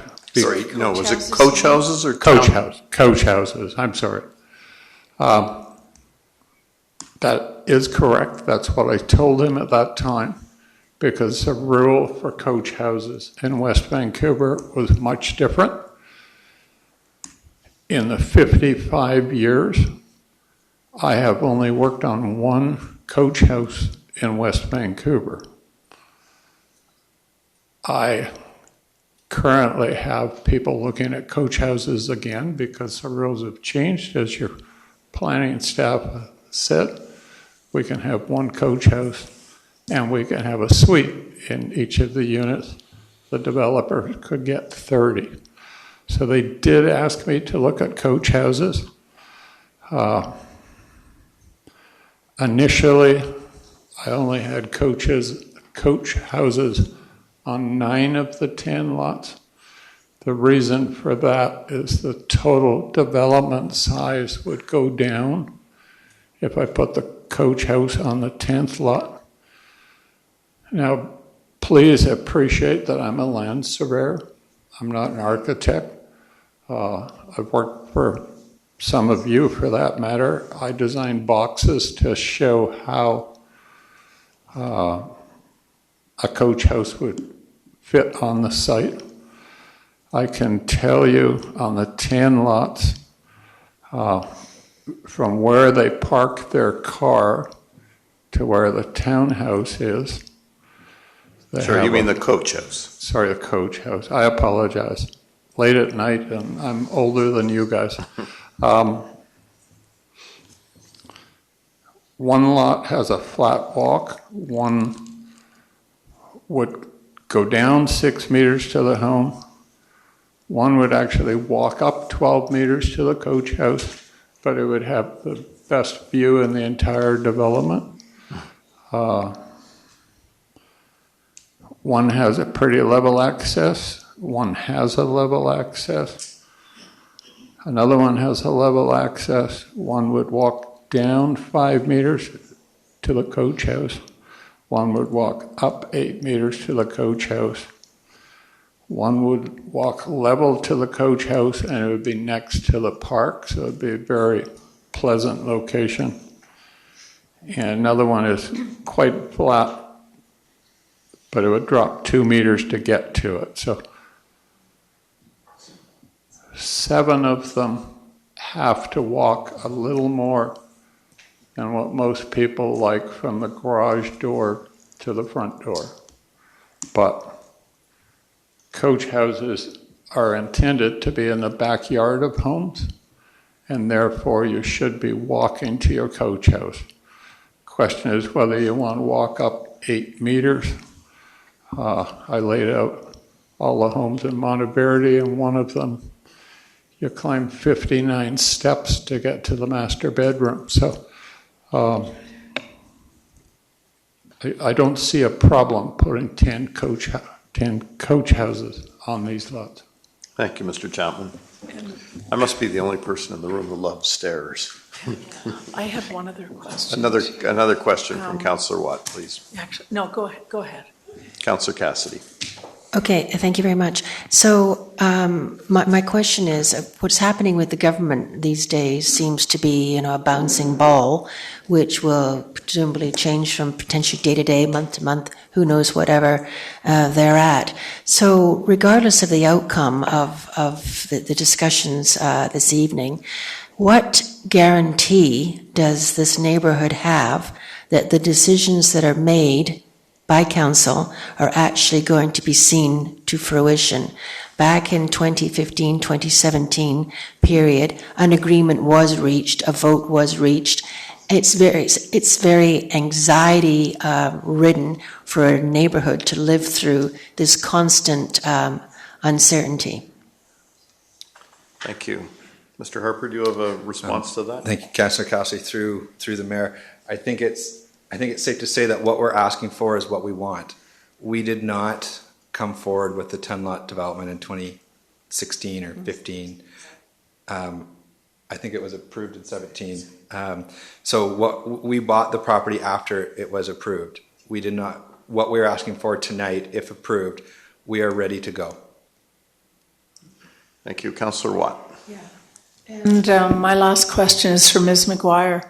So you mentioned that basement suites would not be allowed in the 36 units. There'd be a covenant to that effect, but could this council or another council change that? Through the mayor to Councillor Watt, certainly a council could do a zoning amendment in future. That's the same for any site across the district. Okay, thank you. But the plan of this one there would be a restrictive covenant that would make it very difficult. It's actually right in the CD zone. The maximum number of units is 36. So unless council made a further zoning amendment, that couldn't be changed through the development. Thank you. Members of council, any further questions? Okay, may I have a motion to adjourn the public hearing? Councillor Gambioli. So I would like to recommend that all written and oral submissions regarding proposed official community plan bylaw number 4985, 2018, Amendment bylaw number 5292-2024, and proposed zoning bylaw number 4662-2010, amendment bylaw number 5293-2024 for lots C and D Daffodil Drive, and proposed development permit 21-131 for lots C and D Daffodil Drive up to and including this April 8th, 2024 public hearing be received, and that the public hearing be closed. Thank you. Is there a seconder? Councillor Snyder. And again, just before calling the vote, I have to ask everyone's, again, their understanding that that is the close of submissions. Everyone who has submitted a letter up until now, I can assure you, if we received it anytime prior to today, the members of council, I am confident, have read them. Anything that comes in tonight that we haven't read will be circulated, and it will be read, but nothing after tonight can be submitted. So that will end that. And I will now call the question on closure. All those in favor? Contrary, the motion is carried. Ladies and gentlemen, thank you for your patience. Thank you for being with us tonight. Have a good rest.